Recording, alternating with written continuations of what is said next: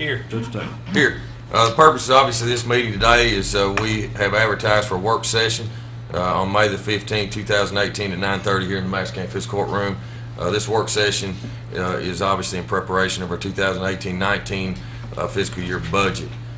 So we're going to go over our budget today, what we've presented to the magistrate that Glenna got ready as of May the 1st. And before we have the first reading of the budget in the next within the next couple of fiscal court meetings, we wanted to really just have a work session to discuss the budget.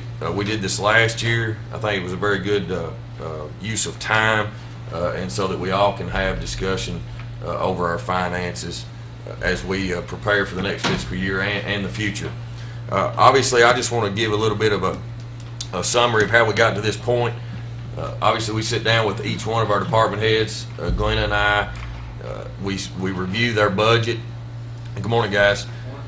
We review their budget from previous years, and we set the new budgets as an estimate. Each one of those line items, Glenna tallies up after we've met with all of them, and we see what damage has been done. This year, when we saw the damage that was done, there was increases at that point in the road fund, jail fund, and sheriff's fund by quite a bit of money.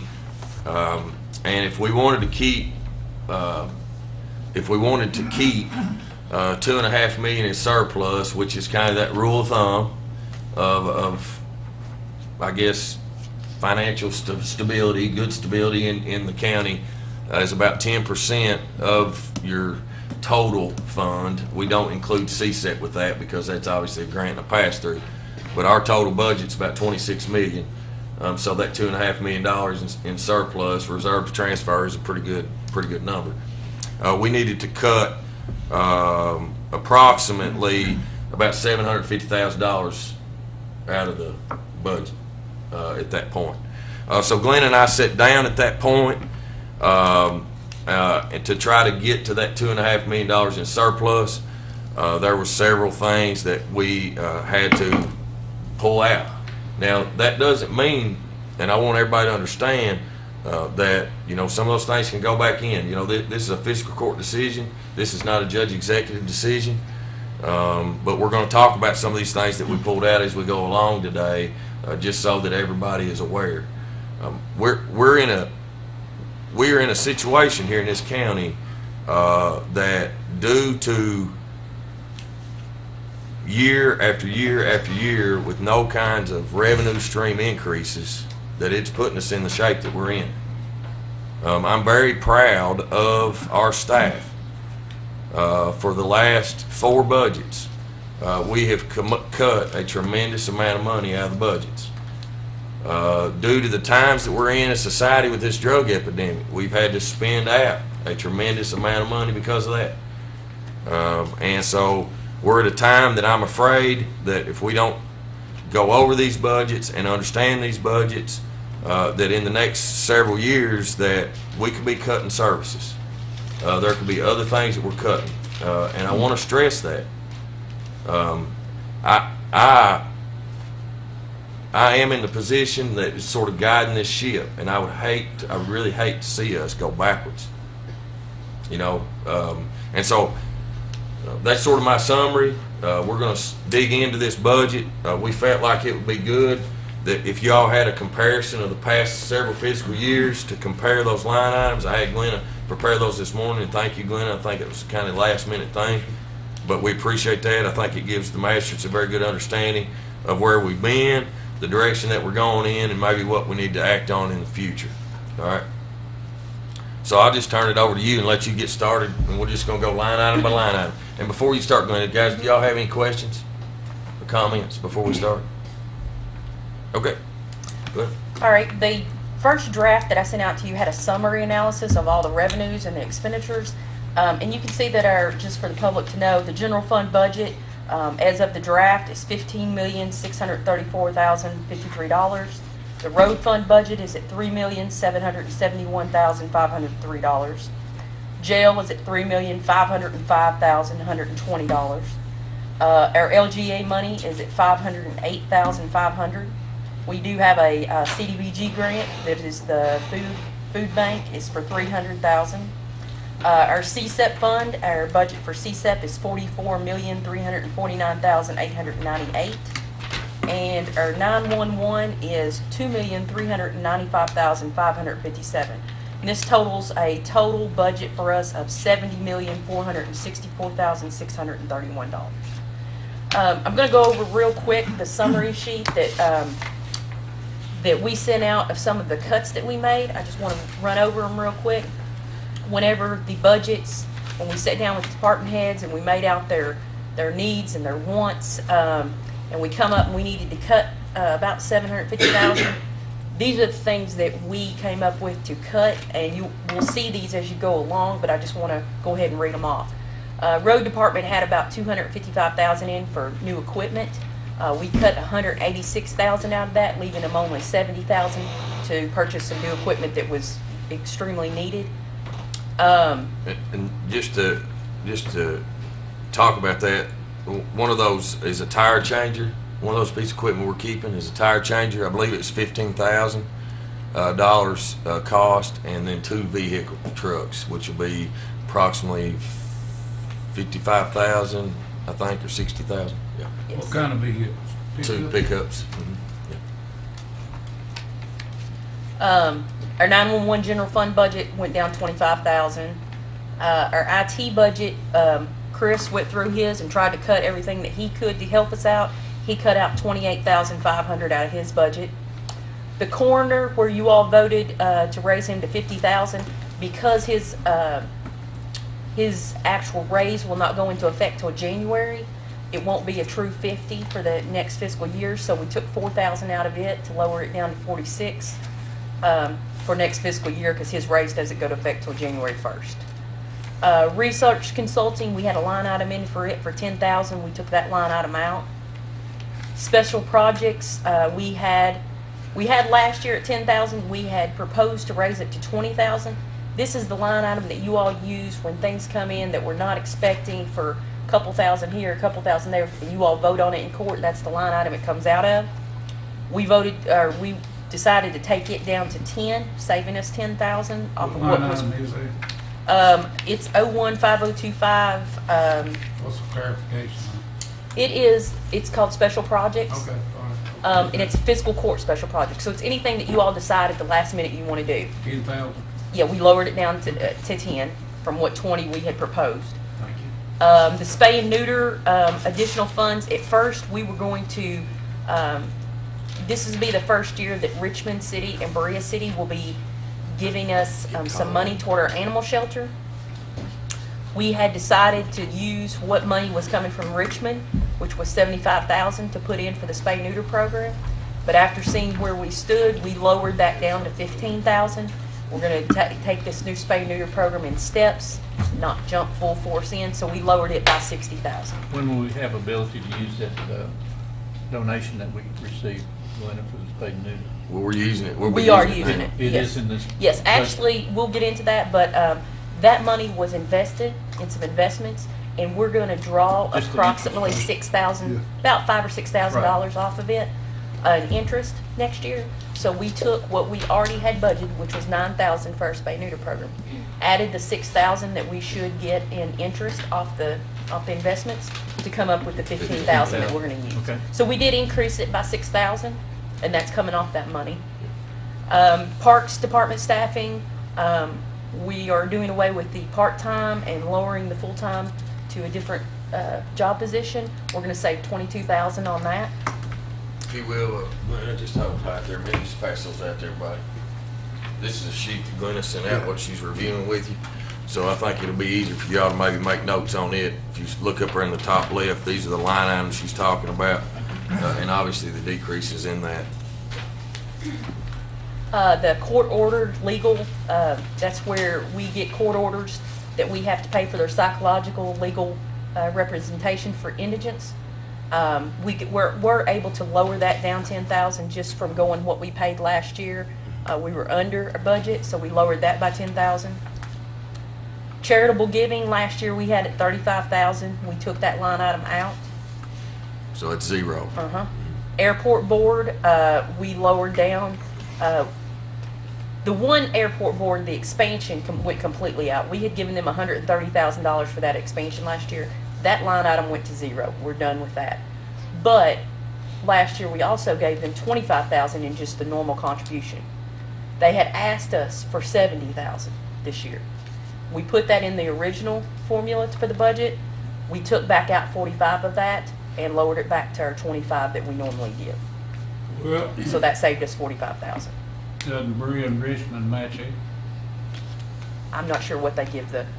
What, do they The match airport. 25? Yeah. Yeah. Yeah. So they're actually getting the 75 anyway. Well, they were Well, wanting no, that they were more wanting for everybody. 75 from From everybody. us. From everybody. Yeah. Oh, Each okay. group. Or 70 from 70 everybody. from everybody. Okay. All right, that's fine. So after seeing where we stood, we had to cut that back down. Humane Society was at $5,000 last year. We cut that out completely. Second Sunday was at $1,000 last year, and we cut that out completely. 911 capital projects, we have put back for the last several years, kept $200,000, and this is on top of the support. We have a line item for the support that we give them each year, but we also had a line item of $200,000 stuck back for the purchase of capital equipment when it was going to be needed. Because 911 has done so well, Wendy Lynch has done an excellent job. The board has done a good job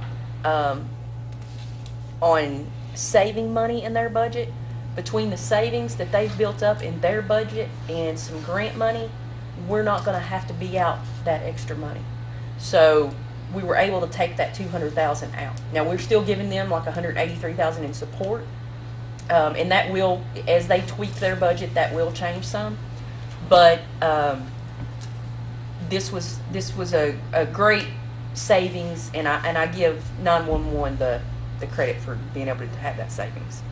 I'm going to speak on that just a little bit, Glenn, if that's okay. You know, some of these line items like that capital projects, we were doing it like in the fire department for fire engines. We were estimating out, trying to put back a little bit of money for those future expenses.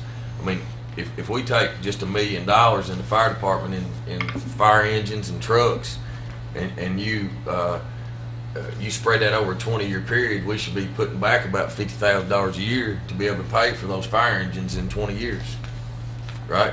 Well, we were putting back 30 the first 2 budget years. I think we put 30. The next year we had 60, and then the next year we had to wipe it. Well, we've kind of done the same thing here with these 911 capital projects. We put, I think, 100 in.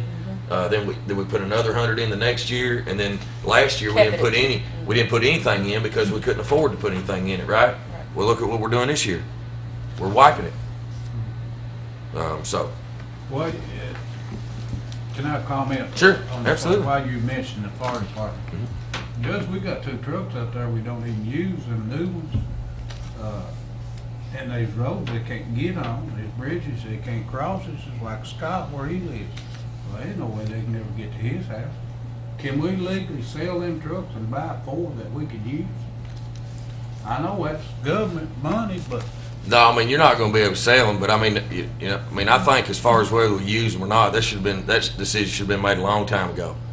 well, We shouldn't I have kinda bought balked 9. on it when we bought them because I said they were too big, but majority court rules, and that's fine with me. I didn't want to upset the apple cart, but I mean, they're just too big. Well- These roads, and one of them you can't even use right now because they don't even have all the stuff on it. And that's gonna cost us $2,000 or $3,000 to fix it, what damage has been done to it.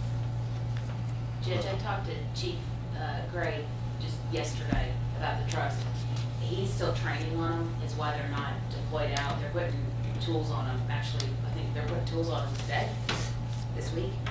So the tools are going on this week, but he just wants to make sure that he's comfortable with them, don't have to drive it since it is a different setup.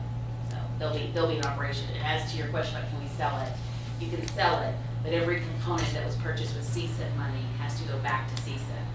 So, you will actually appreciate that value because you only had possession of them for Well, what? I'm not putting the blame on anybody for leading us in that direction. I want that to be known up front. I'm not putting the blame on anybody. But that was the worst move this court ever made. When in fact, we could have had 4 or 5 new trucks with using the same money.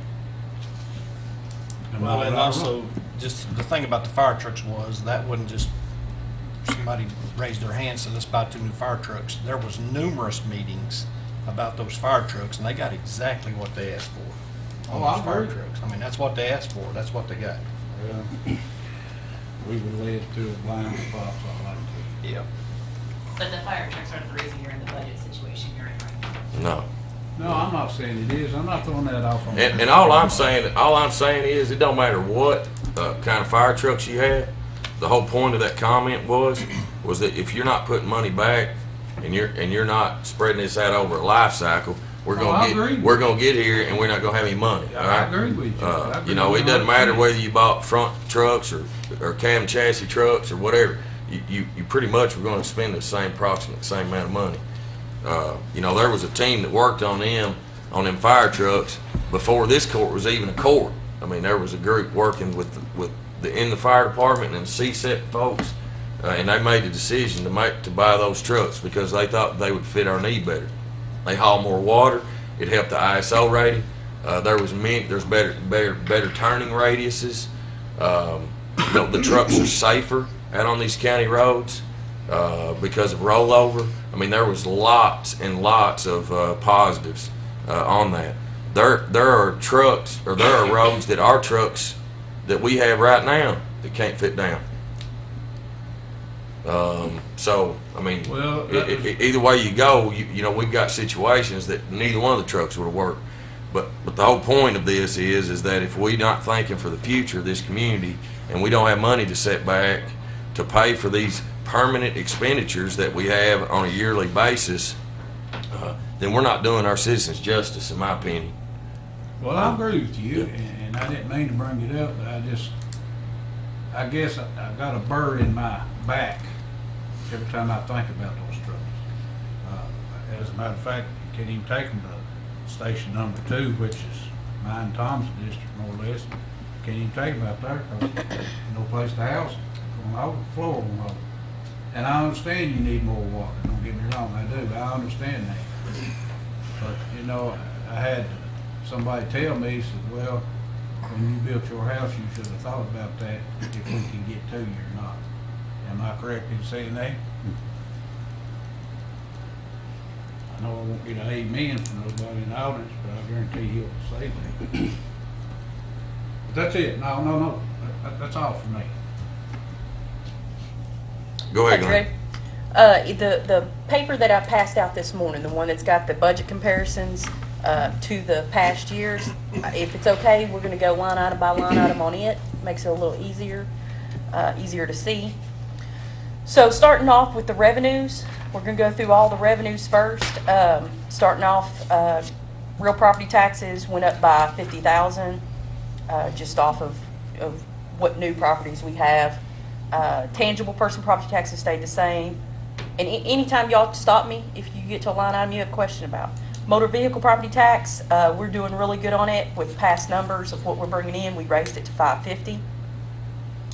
You got delinquent, fire protection, bank franchises, all basically stayed the same, didn't change much. Franchise corporation tax went up by $10,000. County occupational tax, we kept the same. We don't see any real changes in it. We usually budget very conservatively. If we get more money in, we can always budget amend it in. It's at $3.2 million. Deed transfer tax, we were able to raise up by $50,000.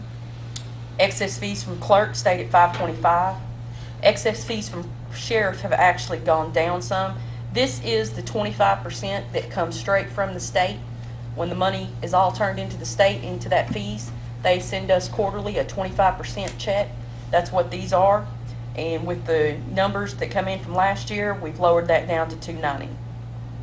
Abandoned property registration stayed the same. Board of Adjustments, we raised up a couple thousand. Plats, we were able to raise by $5,000. We've got a lot of building going on. HVAC mechanical permits, we raised up by $5,000. Building permit fees raised up by $10,000. Electrical inspections, we raised up $14,000. How come we have solid waste took out? That line item, if that line item has ever been named something else, it will. Let's see. One time it's 40,000, it's zero now.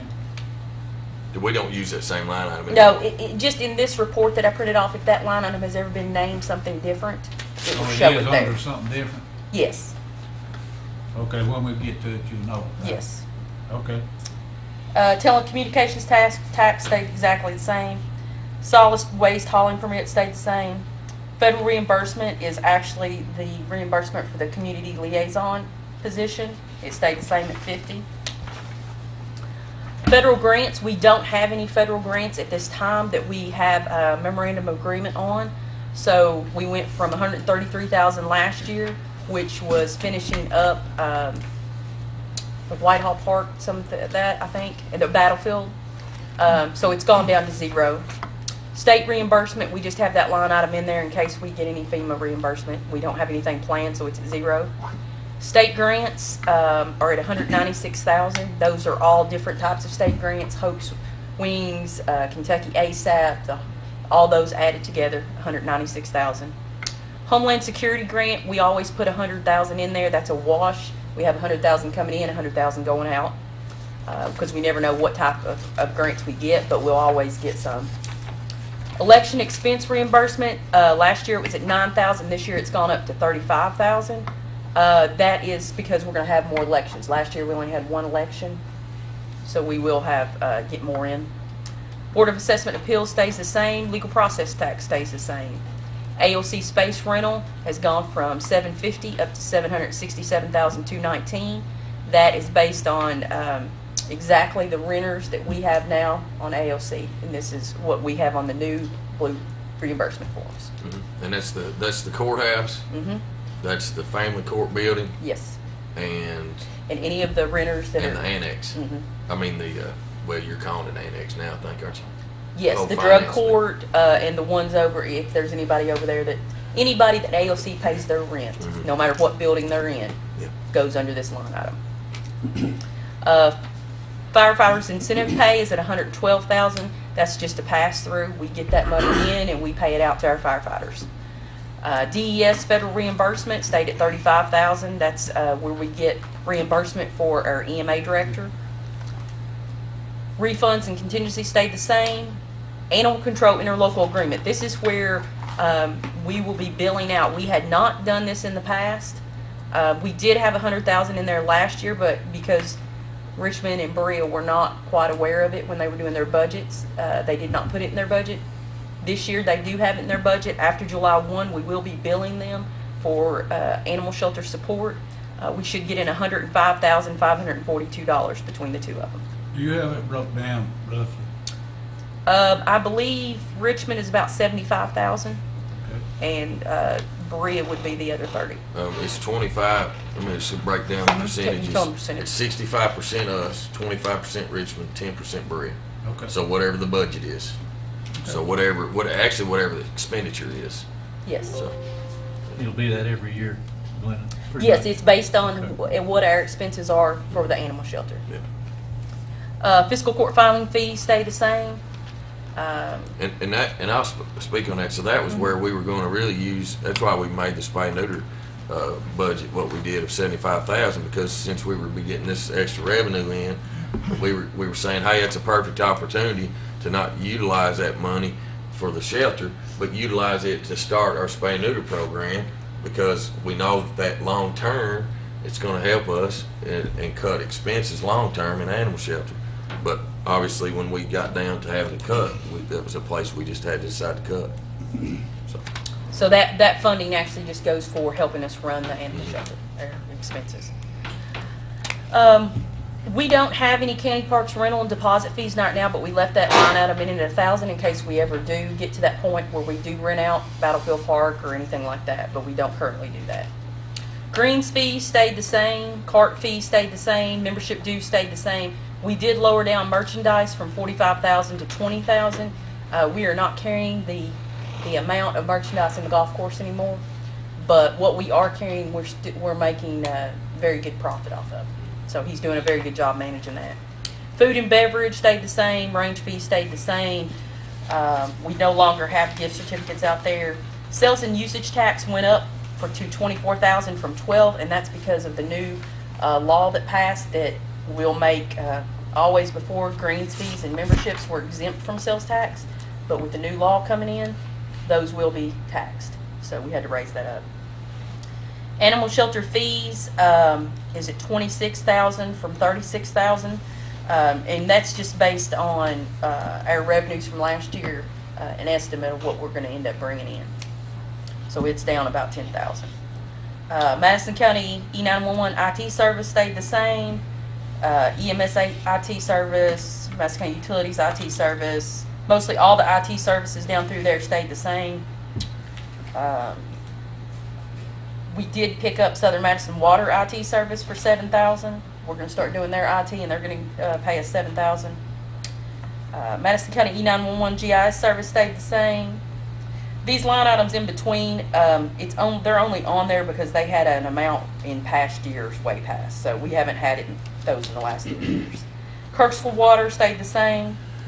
We did put in a public request for GIS, and that's just when someone comes and requests something from us, we charge them a certain amount. It's only $300 to come in. City of Berea Pictometry. This is where we have the flyover, and we pay the total bill, and you'll see that in the expenditure, but we collect from all these entities who get the services of that flyover. Berea, Madison County PVA, City of Richmond, Berea College, we've all got those set. They did not change very much. EKU also is paying us. Then we have the telephone service. This is where we provide the telephone service, and Chris oversees it. He actually sends out invoices each month to these departments. So most of those stayed exactly the same as they were last year. Nothing has changed on that. We did add CASA on as a telephone service and Madison County Utilities on as a telephone service. We also added CASA on as internet service too. Then if you'll move on down to the next page, dead animal removal fees, those stayed the same. Vending machine commission stayed the same. Sales and surplus, we sell most of our stuff on, what's that called, Scott? GovDeals.com now. Instead of having a surplus sale, we're doing most of that on GovDeals, and it's working great. We really like that. That's where those revenues don't go into. We get into the rentals. The Kentucky Real Estate Board rent is at $28,801 now, and they are down on Madison Avenue. Battlefield Ranch House rent stayed the same at $10,800.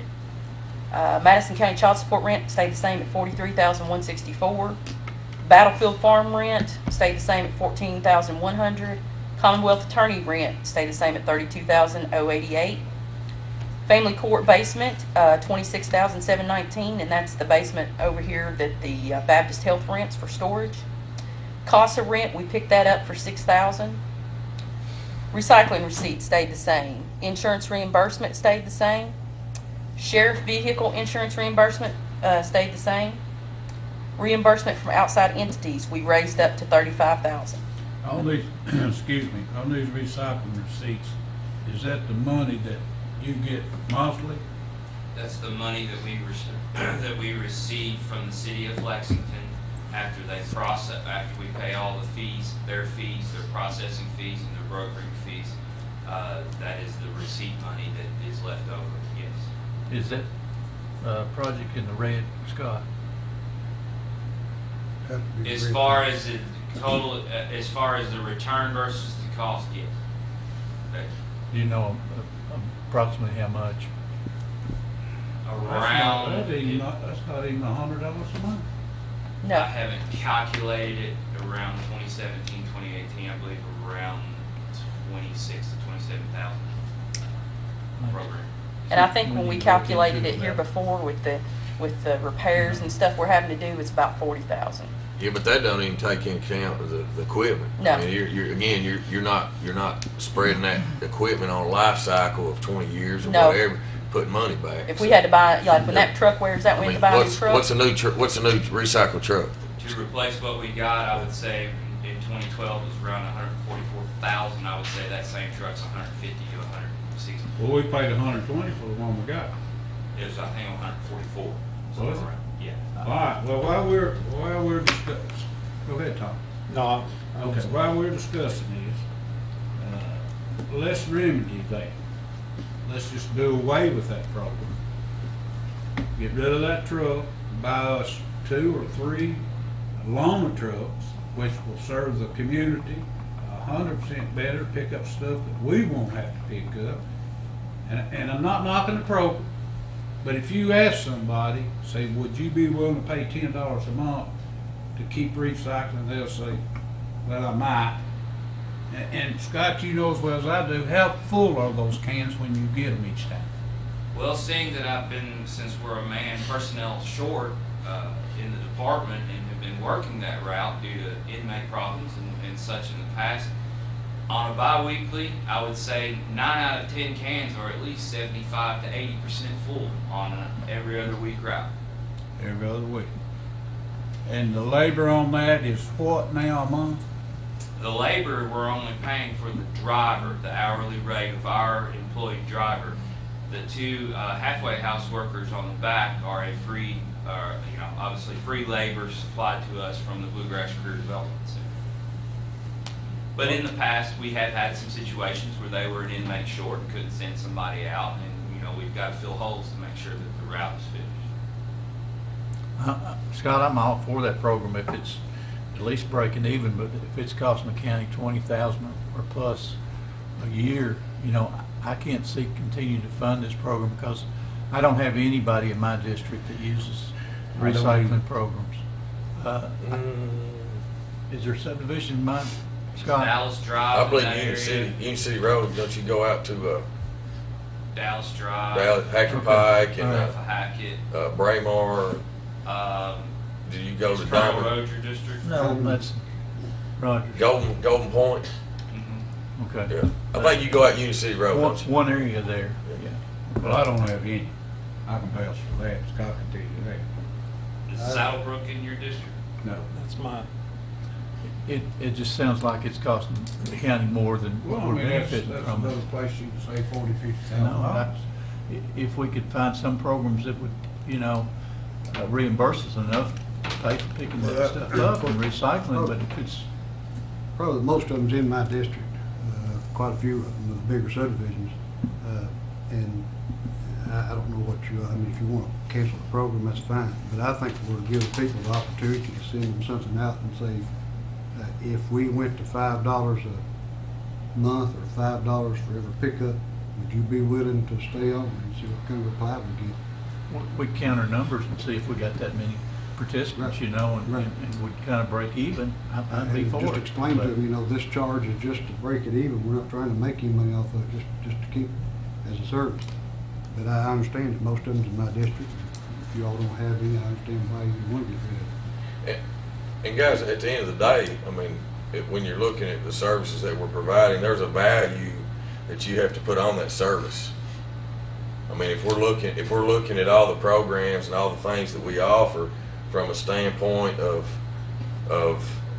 whether you're making money or you're breaking even, well, we need to close down a lot of stuff. I understand. You need to quit, loaner truck program, or, there's values in these programs. What are those values, If we're selling the products. How much more of that, $1,000 how much a more of year. that trash is gonna be on the side of the road, Scott? I'm sure there's statistics There's out there. a possibility of that trash, and plus you're diverting it from the landfill. Obviously it's being reused in the environment and no longer, going into the hull of the landfill where it will stay for eternity. I'm not saying it's not a good idea. I'm saying it's not feasible. Judge, I think a decent point to mention would be the fact that this program is still it was proposed in a pilot program. Yeah. And was never evaluated, it just has maintained, which is why the districts, only the ones that were selected for the pilot program continued. We haven't expanded to the various magisterial districts because of that pilot program. What I can offer to do is bring you guys back 3 different options.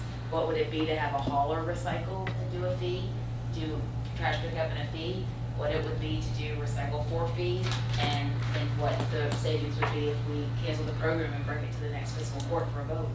Well, I just That know, way you'd have options, you'd be able to see the numbers Well, as opposed to on the fly. Colleen, I have customers in my district that have requested this service, but it might be 1 or 2 on a road that might be 5 miles out of the way, you know, Right. it's not feasible.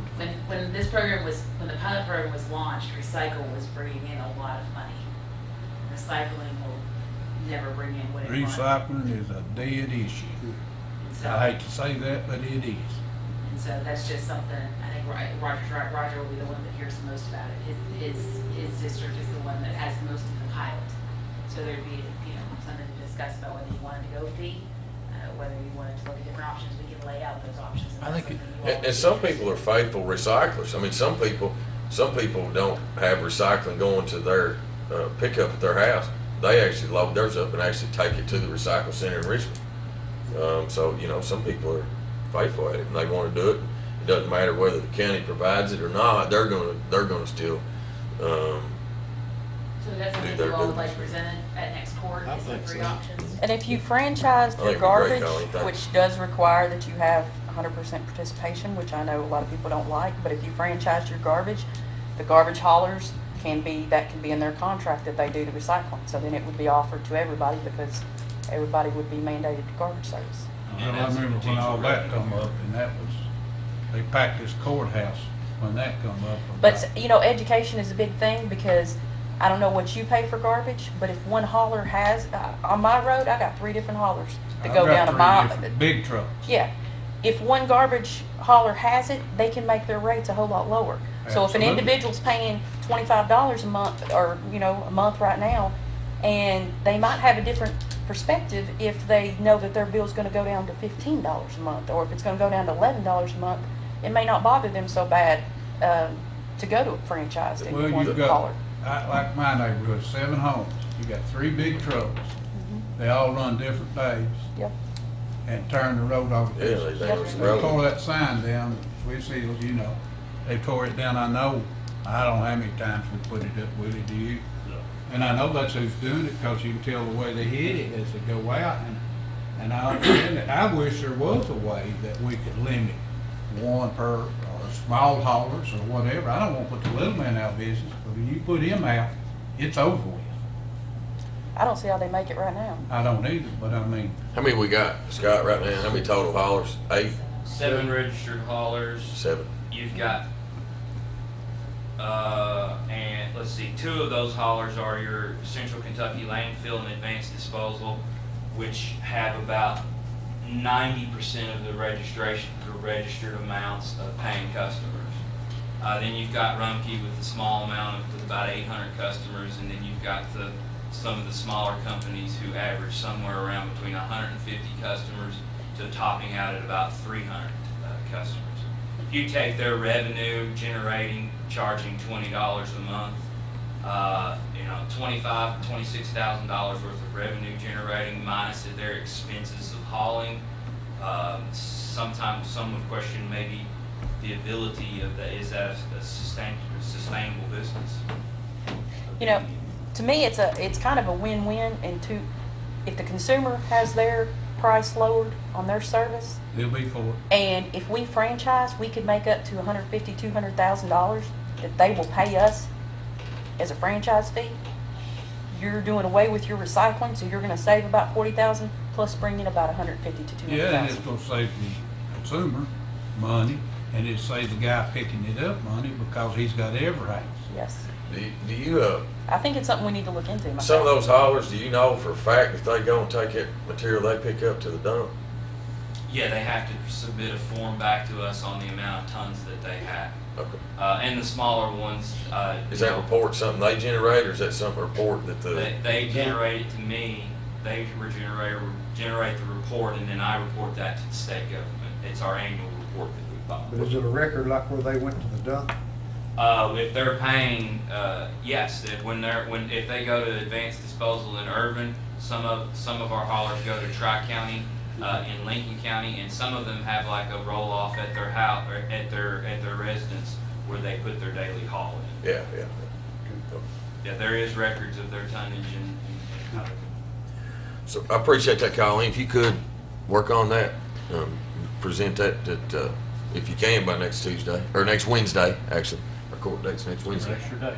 Yeah, it's extra day. That's right. Well, even if we cut it out, they'd say, well, you just have to run it up to January. But I mean, We'll just see how the vote goes. All right. Okay. Okay, we were down to insurance reimbursement, sheriff vehicle insurance reimbursement, where the sheriff pays us for their insurance cost. Or actually, that's where we get money in from the insurance company on there. We keep their recs separate from ours, just so we can keep a tally on them. We will not, as you could see in your budget, CSEP is going, all their line items are going back under CSEP.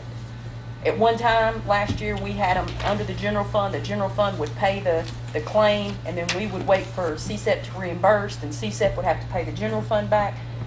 And the only reason we did that is because we were keeping that money separate, that program support money separate in that CSEP account. But now that we've got a hold on it, I've got that amount put away. I feel like we're more efficient if we move it back into CSEP. So we're going to drop a lot of line items out of the general fund. It's going to be paid directly out of CSEP and reimbursed directly back into CSEP. Our next one will be sheriff law enforcement liability insurance. Sheriff gives us that amount to pay for their insurance. Sheriff auto insurance reimbursement stayed the same. Donations, we didn't have very many donations, so we lowered it down to $7,500 with what we had come in last year. Question. How come the county attorney's not giving any money back anymore?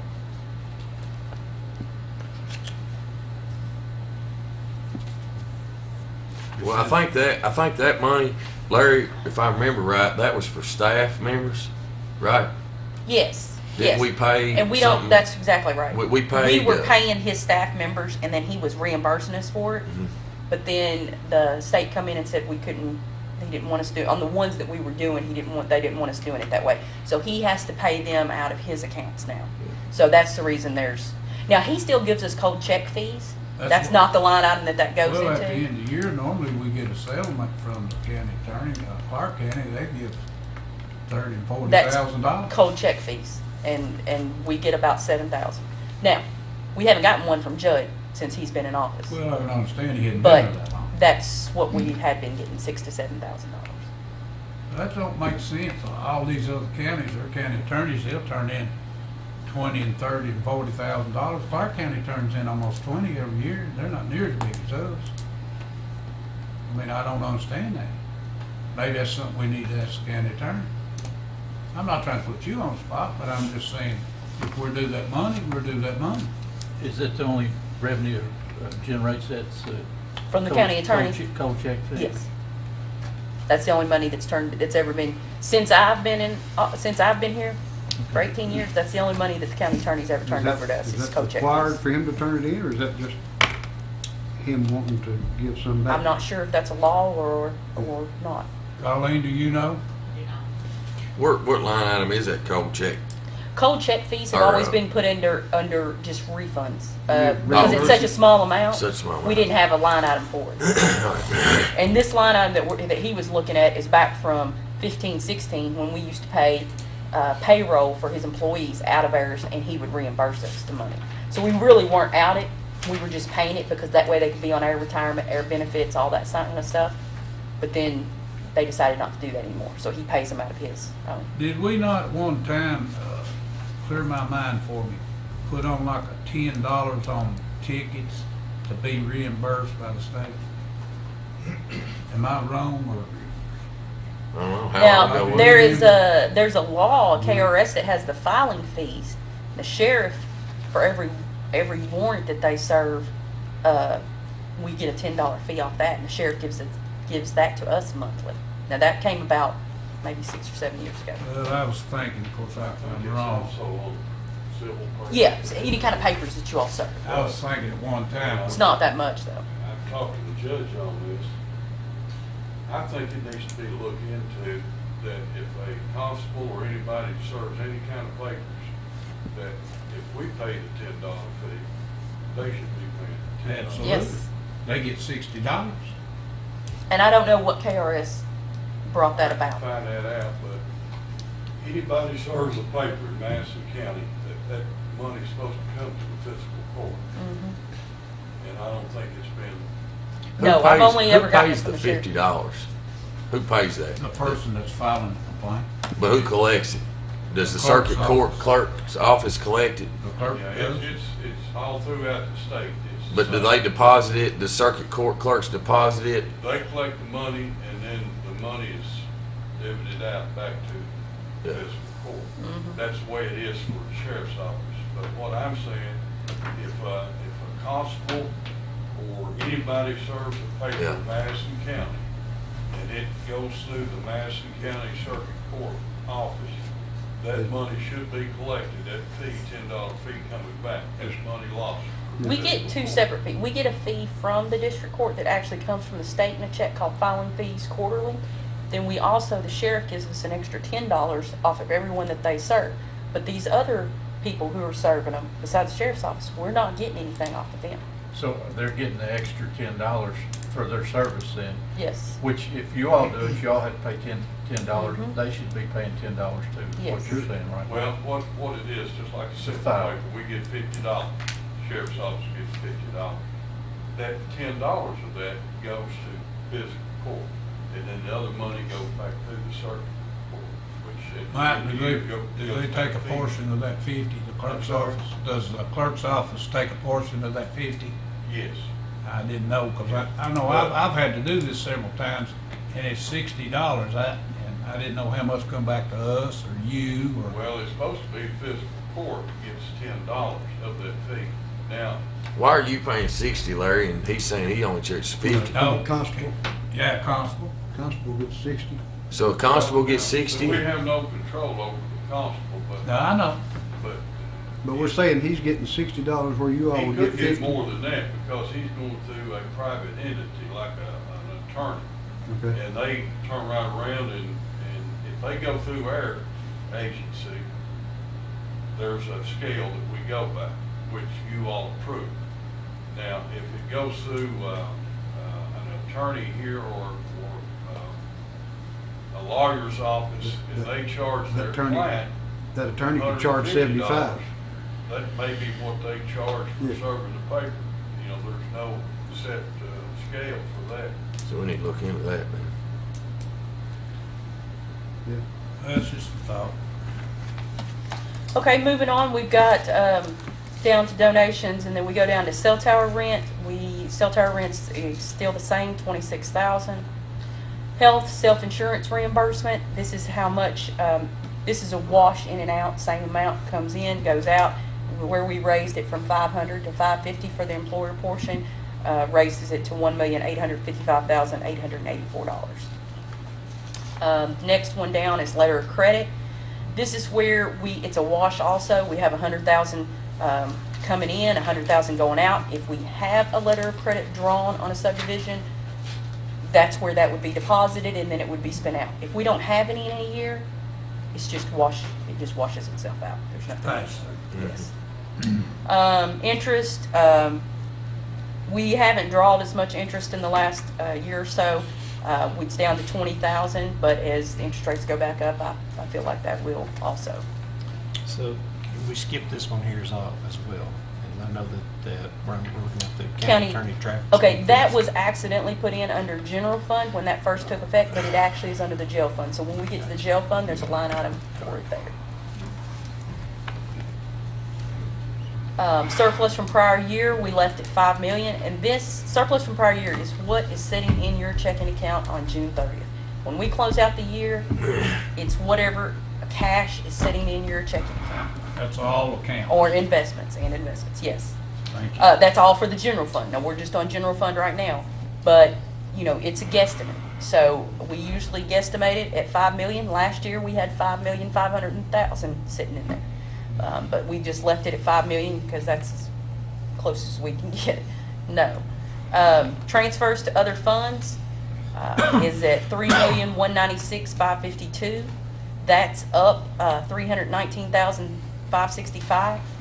Now, we do have some proposals that we have looked at after this budget, after this draft come out, where we're looking at cutting 4 positions from the road department. That we have 9 positions open right now. We don't believe we're going to be able to fill all 9 positions. We're going to cut 4 just for this budget year. That will save us approximately another $149,000. That would bring that cost down to instead of being 319,000 more than last year, it would bring it down to 170,565 more. So Okay. that will help us out. That's not reflected in this, but that's what our plans are to get it down some more. Okay, when you say we're gonna cut 4 positions, what are we cutting? They don't have enough to operate the way it is. Well, out of the 9 positions, Scott and I sat down and looked over the ones that we didn't feel like, the ones that he thought he could do without just for this year. Hopefully next year we can put them back in. I don't think we could possibly find enough CDL people that apply and have CDLs to fill them even if we wanted to fill them. That's- We can't find enough people right now to work. That's not rehires, Larry, that's not letting anybody go, that's Yes. 4 positions. These we're are not gonna positions that Howard's not refill. Don't fill it. They've got Not Yes. fill it. empty right Just now. not filling So for we this got budget 9 year. short, so we're saying we're only gonna fill 5. 149,000. How many men we have laborers? Actual labor's 14. Is that counting the chiefs too? No, It's just the Indians? 16. Okay. I know. Gee whiz, we just can't get enough help, and I know that. I mean, I talked to you, Scott, and I talked to Willie and Matt. And just, we'll get to it when we can. And I understand that. You can only do it when you got help. But, I mean, roads is a big priority to me. And it's a big priority to all these residents out here. They want good, safe roads, and they want them worked on when they need to be worked on, and I understand that, and they pay taxes, and they deserve that. So, I don't know what the answer is. I mean, you're all in the driver's seat, we just want to prove something. Well, and road department used to be self-sufficient. We didn't have to transfer any money from the general fund to the road department in in years past. There's been, for many, many years, we didn't transfer any money. Well, So, we used to but the get- county we used- road aid dropped by about $1 million. Well, that's what I'm saying, we used to get a lot of money from the state. Yes. So to maintain the services that the people are accustomed to, we've had to pick it up with the general fund. And, you know, we can only do so much. Everybody wants all their roads paved, but when the state cuts us by $1 million, it makes it really hard. Okay, I'm sorry. No, you're fine. Which I think we're leading into the revenues for the road. Yes, the transfer to other funds was the last one on the general fund. So now we're getting into the road fund. So the way that I look at this, just talking about the transfers to other funds, so to me, for us to operate according to this budget, we are $3 million short in revenues. So that's just my opinion. That's what that budget tells me right there. Is that we're $3 million short in other areas, you know, road fund, jail fund, Sure. sheriff. We're $3 million short with that number right there. All right, go ahead. Okay, as we get into the road fund, the first revenue line item is bridge state reimbursement. And as you see, we have bridge/emergency state reimbursement. We just changed the name of it because a lot of time this money is not only used on bridges, but it's emergency money that could be used for slips or road repairs that are truly an emergency, that we get money from the state. Okay, that doesn't include the bridges that you and I talked about, the 80/20. Well, that's where that line item would Yeah, go. yeah. Yeah, it does, Larry. Okay, all right, okay. It's That's that bridges 3%, and and it's an 80/20 match. Well, I think there's $80,000 a year that goes to our bridge fund, right? The 3% is for emergency. Okay. All right, the 3% is not for both. 3% is for emergency, but then we get $80,000 allocated to Madison County for bridges. Okay. All right, so right now we've accumulated over the years a set amount of money, right? I think what I tell you the other day, Willie, we got $328,000 that we can use. 15, I believe. 315. I can't. It was a little over But 300,000. that can only be used on bridges, They can only be used on bridges. so But- I wouldn't, But a big enough culvert is can be used as well. well, I got. It can't be for a 24-inch culvert. Oh, no, I got to. Goes under a driveway. Okay, so we've raised that to 155, and the reason we did that is we've got three bridges that we know of that we've applied for that we will get money in on. So we went ahead and put that in the budget so we don't have to budget it Not in bridges, later. slips. Slips, I'm sorry, Yeah, 3 slips. Slips. Yeah. So we've estimated that we should get 155,000 in on that. Okay. The next one is transportation cabinet, and this is where discretionary monies come in. We do know that we're gonna get approximately 207,000 in those monies. And you'll see. And that can be spent anywhere. It's already been spent, it's already been decided on. Yeah, you We've have to already submit approved in. it. Yeah, this I know, is I've cried ever just, since we approved it. yeah. Well, you got some of that money this year. Yeah, I sure did. I got a big chunk of it. Yeah. The next line item is our Yeah. state rural secondary Yeah, flex yeah. funding. And it went from 274 last year to 293 this year. The next one is truck license distribution, which DLG gives us the number on that, and it is $223,032. It's up about 20,000 from last year. Driver's license refund stayed the same at 7,500. County road aid is actually down about 25,000. It's at $1,429,712 this year. Municipal road aid is down about 3,000. It's at $140,927. County fleet vehicle repairs, we had to raise up because of the amount of the work, and this is where we do repairs for Sheriff's Office, Madison County Utilities, Southern Madison Water, Fire department. for everyone. This is where that gets, we have a revenue line item and an expenditure line item. So for the amount of work we're doing, we had to raise it from 90 to 118,000. This is for the revenue part. County mowing stayed the same at 25,000. Road reimbursement stayed the same at 5,000. Interest earned same.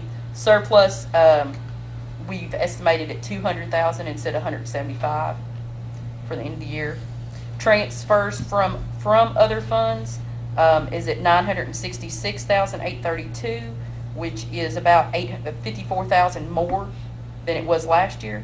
But after if we make those changes on those 4 positions, it will take that number down to 872,211, which will actually be 40,000 less than what we transferred last year. So if we make, those changes aren't made in this budget yet, but for the first reading, if you all agree to that, that's what that'll change down to. So it'll actually be $40,000 less than last year. And So that, I'm just go ahead and put that in there. So minus 149,000 basically. yeah, yes. So instead of being 966, it would be 872,211. 872. Mm-hmm. Yeah. And that does all the revenues for the road department. Any questions about those? Okay, then we'll go into the jail fund. The state jail allotment stayed the same at 201,000. Court cost collection stayed the same, 18. Contract with Social Security Administration, it stayed the same at 18. And what that is, we report when somebody is put in jail that is on SSA. When we report that, they give us a fee of $800 per month or for reporting it, and those are wired directly in our account, so we never know how much we're going to get. State prisoners, we have done better than we expected on keeping our state prisoners, even though we're overcrowded, and we raised it from 520 up to 590,000. DUI fees actually dropped down 3,000, and those come directly from the state quarterly, so we have no control over those. Miscellaneous stayed the same. Can you back up for a minute on the SSA that you're talking about? Yes. I don't know who told you, I dreamed it or what. Prisoner goes into jail and they're on Medicaid or Medicare, is that dropped and their insurance has to cover it? No. Medicare. They're still on, Yes, they're still on that, but their payment that they receive, if they're drawing Social Security, that stops. okay. They Okay, I had suspend on that it payment, stopped, okay. and so it's saving SSA money, so therefore they reward the jails for turning that in. I was thinking their healthcare stopped and we had to pick it up. No, they Okay. still are covered by that. Thank you. To the next page, the law enforcement supplements that went down a little bit from 8,500 to 7,500. Local corrections assistance. This was a change that the governor made, and it dropped by 44,000. So, and it actually dropped the end of this year. We already have seen the decrease in this year. So we went from 69,000 last year to it's going to be 25,000 this next year. You stay in there 2 more years, won't get nothing. Work release stayed the same. Jail and bond collection fees went down from 1,000 to 200. Booking fees, we actually went up from 39,000 to 60,000. Doug had redone his fees, and this kind of reflects the new fee schedule. Medical fees, we had it at 22.5, and those are, we didn't break them out as much before. Last year was the first time we broke out medical fees from booking fees. They used to be in the same. So we kind of didn't have a great breakdown on that. So medical fees are going to be 8,000, and the booking fee is 60. So that comes to 68. So it really wasn't a big increase. It just was broke down differently between the two line items. That doesn't take in consideration the contract we have with the doctors and stuff? No, the medical fees is what the inmates actually pay us to go see the doctor. Okay. So they charge their commissary account $10 or whatever it is to go to the doctor in the Okay. house. Thank you. Jail telephone commissions, they went down from 100,000 to 85,000. This is where they pay to use the telephone. We've got a new program over there that actually has email, and we've implemented that program, and that's one reason that the telephone calls have gone down so much. In the contract negotiations, in order to us to get all the free equipment and everything, they get a portion of that for the first 3 years. That company does. After that 3 years, we will get more commissions off of that email, and that will come back up some. Is that the same company we've had Tiger Commissary. Yes. They've been there for, Yeah, a long time? Do you know what the cost of I don't know if using it's email like is? the same No. one I do not. for a long time, but I know they've been there for the last 2 or 3 years. Yeah, so they've had it already a year. This will be the second year. Yeah. After the third year, those commissions will start coming into us. But in order to pay for all the equipment, because they have to have those kiosk machines in every sale and everything, so we would not be out any money. Those commissions cover that. Well, a lot of people think that they've got telephones, they've got TVs and all this and all that. You know, I tried to tell them, look, we make money off those telephones. If they call you, they're gonna charge you $3 a minute if you accept that call. And I want people to understand, no, that's not a giveaway. They're paying for it. Yes. Yeah, we don't pay a telephone bill for that. Okay. There's no cost involved in I that. hope you catch that. Thank you. Jail commissary reimbursements went from 171,500 to 200,000.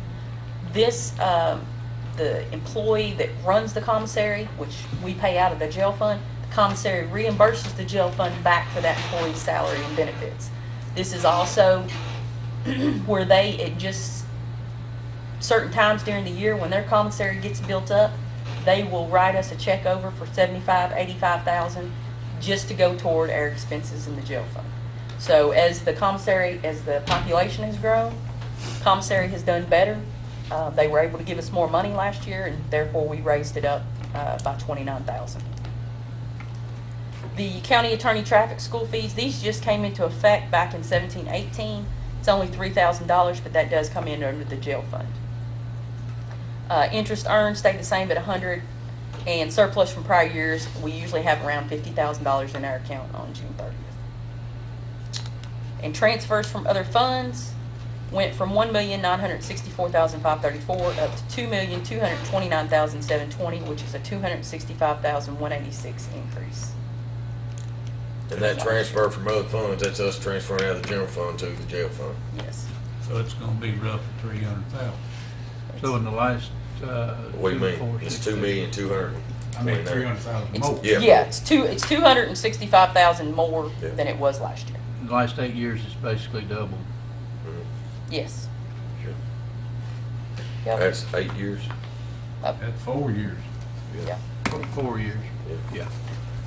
At one time, years ago, we didn't transfer the jail anything. Nothing. But we were very lucky because most counties already did. Well, we did we were lucky houses because we managed. kept our juveniles for longer than anybody else would. That's correct, and we We did. lost our juveniles, everything changed. Yes, and Well, our population grew as the drug epidemic grew. Our population grew, expenses grew. It's just more mandates that are unfunded. Had around 100 inmates, now we got close to 400, 350, Yes. 400. Yes. So that sums up the jail fund revenues. Anybody have any questions about those? Next, we go on up to the LGEA. The only thing that we don't get a co-impact tax. but we do get a mineral severance tax, and that has dropped dramatically from 140,000 to 108,000. What do you contribute that to, rock? Rob? I mean, they're not using that much rock? DLG gives us those numbers. They tell us what to estimate, and they just told us to take our best quarter. We get that quarterly. Take our best quarter from last year and drop it by 15%. They're doing more blacktop and rock now than they ever done. I don't know how the figures on that I'm come not out. trying to put you on the spot, but they just don't. Well, we're told that's not anything Yeah, we decide anyway.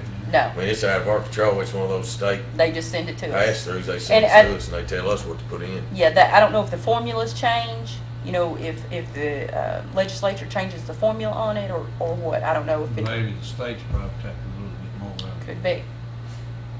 But that's just what Balance we that just get budget. told the amount we're gonna have. We try to save this up and not use this money. Have it for it can only be used on roads. Our interest for it stayed about the same at 500. Our surplus from prior year, we will have about 400,000 in our bank account on June 30th, 2018.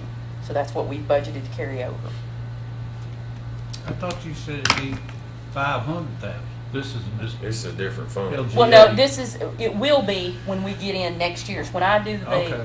the total, I have to predict that 108,000 that we're gonna get in plus the carryover. I got So that's you. how you get up to the 500. Okay, thank you. You're welcome. I'm confused, but you're not. Well, I hope after 18 That's right. years I'm not. Oh, after 37, I know. And the next one we get into is the federal grants, and that's our CDBG grant, and that's for the food bank, the God's Outreach. It's at 300,000, which we've already started that. You know, it's been through court and everything like that, but they haven't started spending that money, so that's going to carry over into next year. So we have to budget the 300,000 into next year. After you get past that, we get into CSEP. Now I can read all these off. These line items here. This is just These are just- come in and paid out. This is just the revenues for the CSEP. Homeland Security grants is 43 million of their 44 million budget. So 43 million is a pass-through that's coming through from the state. Reimbursement, we have $500. Cell tower rent, they do have $16,661 come in a year in cell tower rent. That is what we call program money. Yeah, it goes right back in. And we have to turn around and spend that back on those cell towers to show it. CSEP interest is $500.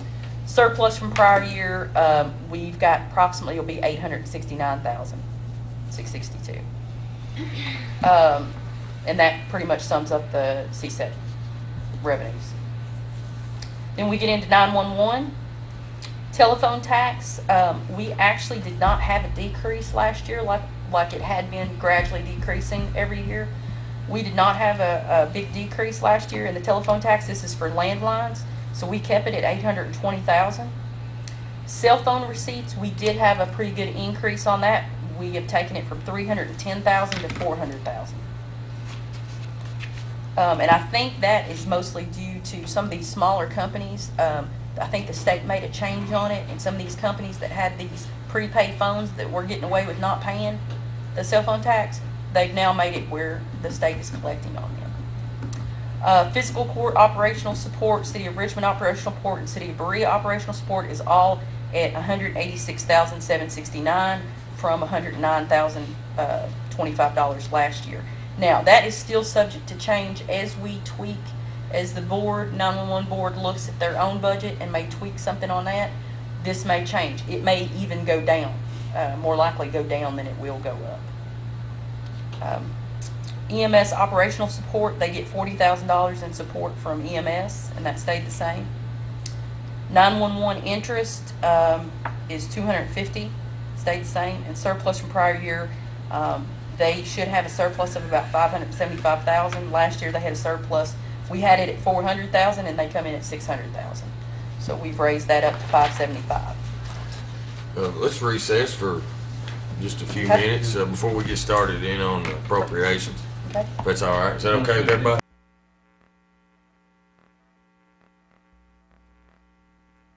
All right.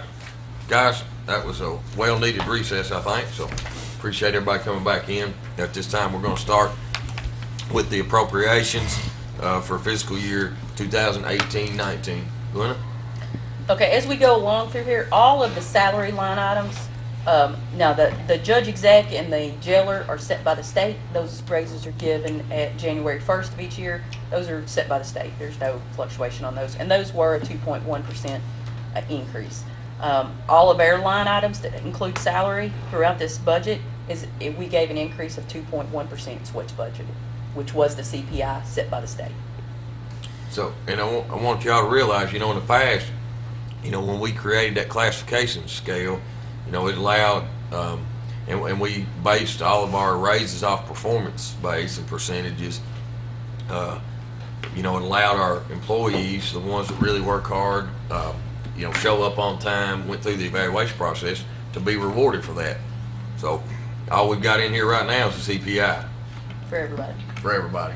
And I sent Glenn an email yesterday, Judge, I'd like to see each department, their staff, itemized out what salary each individual's getting, rather than just say one office staff gets $144,000. I'd like to see it individualized. I will give. Well, we can give you that. Yeah, We're not I'll gonna give put you that that in the list. budget It that won't way. be in the budget that Okay. way, but I'll give you the list All right. that Yeah, has you all can have that. a I list. meant to print it off. Is that the Yeah. same as what we had last year? Yes, Glenn? yes, I'll Okay. give that to you. Yeah. All right.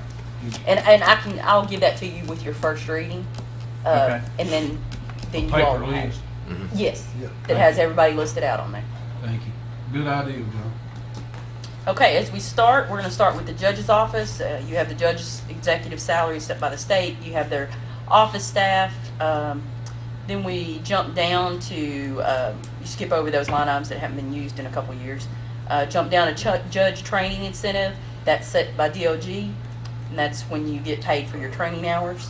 That's at $4,138.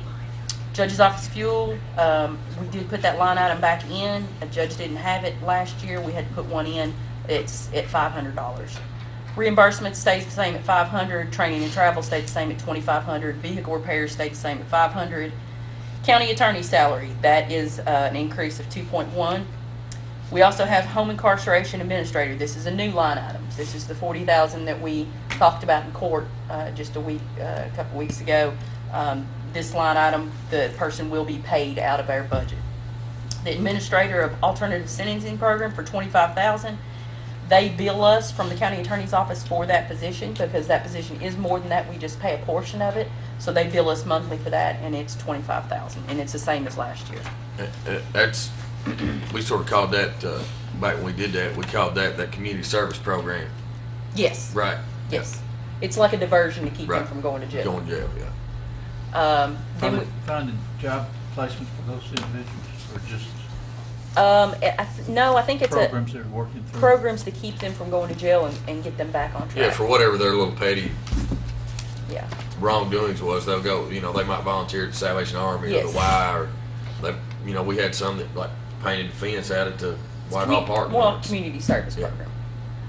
Then we have the county attorney secretary, and we pay for a portion of their salary, and they bill us monthly for that. You have secretary to the court, which is county clerk, $1,200 stayed the same. Fees paid, certifying deeds stayed the same. Delinquent tax advertising stayed the same at $8,250. And I want y'all to realize that some of these things are mandatory. I mean, we don't have a choice. It's not like we choose to do that. No, we have to do pay that. these. Yeah. The auto boat tax bill preparation stayed the same at $12,350.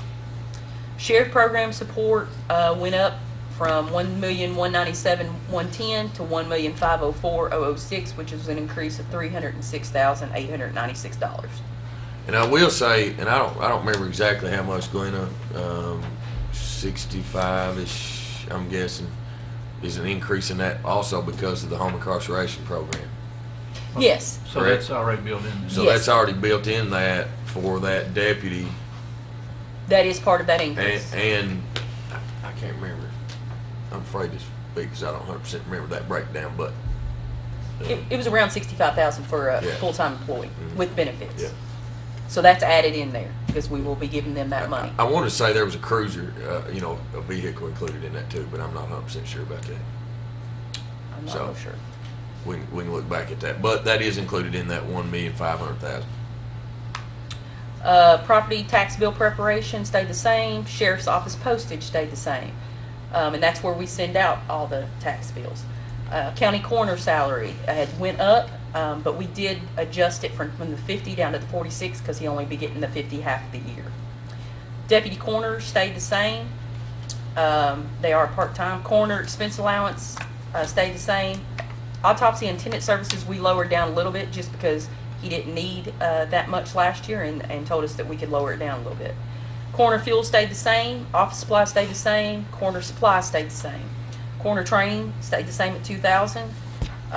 Then we had to add in coroner water and sewer and coroner electric. That used to be paid by CSEP, but and 911 used to be in the bottom of the JIC building with them. But now the coroner is the only one in the JIC building, so we have to pay that meter down there. So we added those two line items. Is it metered separately? Yes, it is. It metered is. separate. Okay. So CSEP pays for the upstairs, coroner pays for the downstairs. Well, we need to check on that, Glenna, because I actually did a tour with them the other day, seen all the operation, and the section that 911 used to be in, CSEP's actually in there. It's a training room. Paul Green. Paul Green's in there. Okay. And so, I mean, if that's for the whole basement, it's metered separately, they should be splitting that with us. Pay a Okay. portion of that at least. Yeah. Okay, we'll check on that.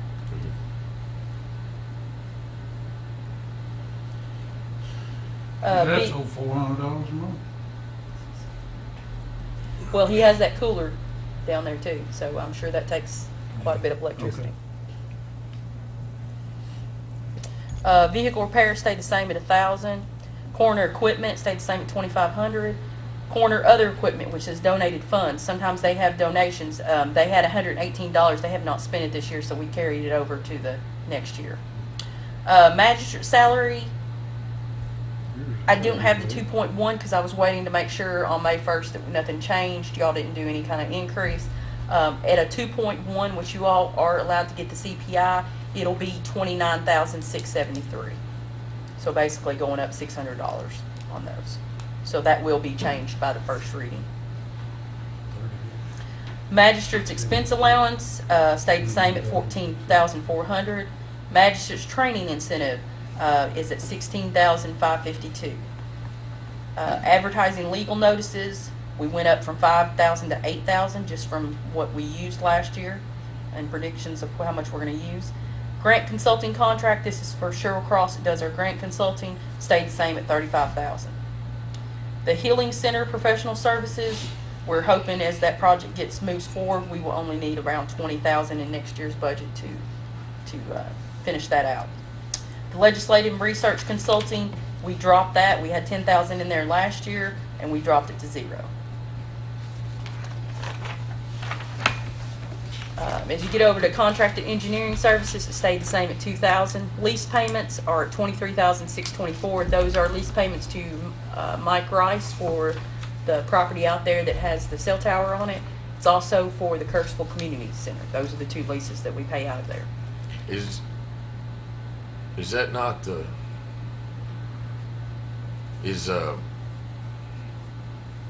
rescue squad somewhere separate? Yes, Okay, yes. all right. So, that one broken down to between the towers and the Kirksville. Do you know what the breakdown is on that? I can tell you, bro. Yeah, I think it's like we pay him about $1,300 a month. So about 14,000 something in the community. 89,000 goes to Kirksville. Yeah, I can't remember what. I think it's 2,000 something a quarter goes to Kirksville. 8,000 probably. I think that's about right. Mhm. Kirksville, about $8,000. I don't have the exact number in front of me, but it's something like that. Oh, you know what? I'm not gonna have it breakdown. No, it should be around 14,000 something, and the other 8,000, 9,000 Yeah, goes to cause the Kirksville. judge renegotiated that and got us a raise last year, didn't you, Judge? On mine. What now? Say it again. We got a raise on that. We have to pay him a certain percentage of the renters that are on our tower. So, if we get a new renter on our tower, there's a certain, then his increase, it goes up too. We pay him Well, a portion of it. I was trying to plug you, what I meant was, You went back and renegotiated that and got us extra Yeah. money. Yeah. That's what I was trying to say. Yeah. I probably You're didn't. trying to give me a compliment I right here sure on was. I didn't TV. pat you on the Right back. here. You, Okay. once in your life, you've given me a No, compliment. it's I want twice. everybody. I've heard it Oh, it's twice. twice. Okay. Twice. Yeah. All right. Could be 3 times for us. Okay. Yeah, we got a long way to go. If you treat him right. Community liaison contract, that is Craig Williams, and that stayed the same at 50,000. Then we have all the magistrate supplies, which stayed the same at 250 apiece. We have registrations and licensing, stayed the same at 200. Special projects, now last year it was at 10,000, but when we proposed our first draft, we had raised it to 20, and then we lowered it back down to 10. So it is staying the same as it was last year. The magistrates training and travel are at 1,500 apiece, and that stayed the same. PVA statutory contributions stay the same at 176,800. Board of Assessment and Appeals stayed at 1,200. Then you have the county treasurer's salary and the finance office salary staff, and those were at 2.1%. Postage machine lease stayed the same. Shredding service stayed the same. Checks and W-2s and deposit slips we raised from 1,000 to 1,200. Then we went to, we dropped the finance office supplies, and you'll see this in several of the departments. The judge's office, the finance office, the IT office, and the planning. We dropped the office supplies out of each one of those, and we have a combined finance third floor office supplies. So we're buying it all out of, because we're all there together, we're buying it out of one line item. So we added that one in for 5,000. Which is you're in charge of? Yes, the Your finance office is in charge of. All the ordering goes through Melanie. Mhm. Finance office postage stayed the same at 7,500. We did finance third floor printed materials at 1,000. Finance office training and travel, we raised from 1,500 to 2,000. Melanie's been going to some conferences with me. That helps her, so we raised that up a little bit. Human resource director is a 2.1% increase. Employment testing program, we lowered from 25 to 20,000. We did add in an HR safety implementation. HR has a safety committee now, and we put 15,000 in there to buy some safety supplies that we need to get us keep down on our workers' comp claims. And all that came from an actual CAECO report, Yes, right? CAECO report that gave us some- explain that. Yeah. Yeah, CAECO come through, did a report on our safety issues, and told us what we could improve on, so we are implementing some of those recommendations. Human resources training and travel stayed the same at 2,500. Employee trainings, we lowered from 1,800 down to 500. Occupational tax refunds, we kept at 50,000. This is, sometimes we go over this, sometimes we don't use it. Just depends on if a company sends us in a payment and it ends up being too much, and we have to refund them back. Fees to circuit clerk, which is the law library, goes to the circuit clerk, it's 1,200, and that's mandated by law. Election board commissioners stayed the same at 4,400. Election officers, last year we only had 36,000 budgeted because we only had one election. That had to increase to 72,000 this next year because we'll have 2 elections at least. Election advertising went from 4,000 to 8,000. Election equipment balance and maintenance, last year it was 65,000, but with the new company and the new deal with that Kenny's negotiated with them, we were able to lower that down to 15,000. Election office expenses stayed the same at 17,000. Then we get into our janitorial personnel. Those were based on 2.1%. Custodial overtime stayed the same. Courthouse dumpster stayed the same. Courthouse custodial supplies actually went down again. As you can see, back in 15-16, we were at 16,000. 14-15, we're at 18,000. That has dropped dramatically. And again, it has dropped from 7,000 down to 5,500. So there's a great savings in that. Judge, I want to compliment our custodial workers. I stop at Battlefield just about every day, letting the dog get out and run, play and stuff. They were coming out there, and it's amazing how clean they keep those bathrooms, and the courthouse too. And I want to compliment them, they do a good job. Am I correct that the custodial price and everything never has went up, never asked for an increase? Well, they get an increase 2.1, don't they? No, Yes. I'm talking about like the supplies and stuff. Oh, Oh, there it is. No, It's they gone they down. went down. Went down We went to a big bunch. to a system that's installed in the They're buying in bulk. buying in bulk, and they're mixing the concentrate with water Okay. to make the cleaners instead of buying the straight out cleaners in the Pre-mixed, bottles. yeah. Yeah.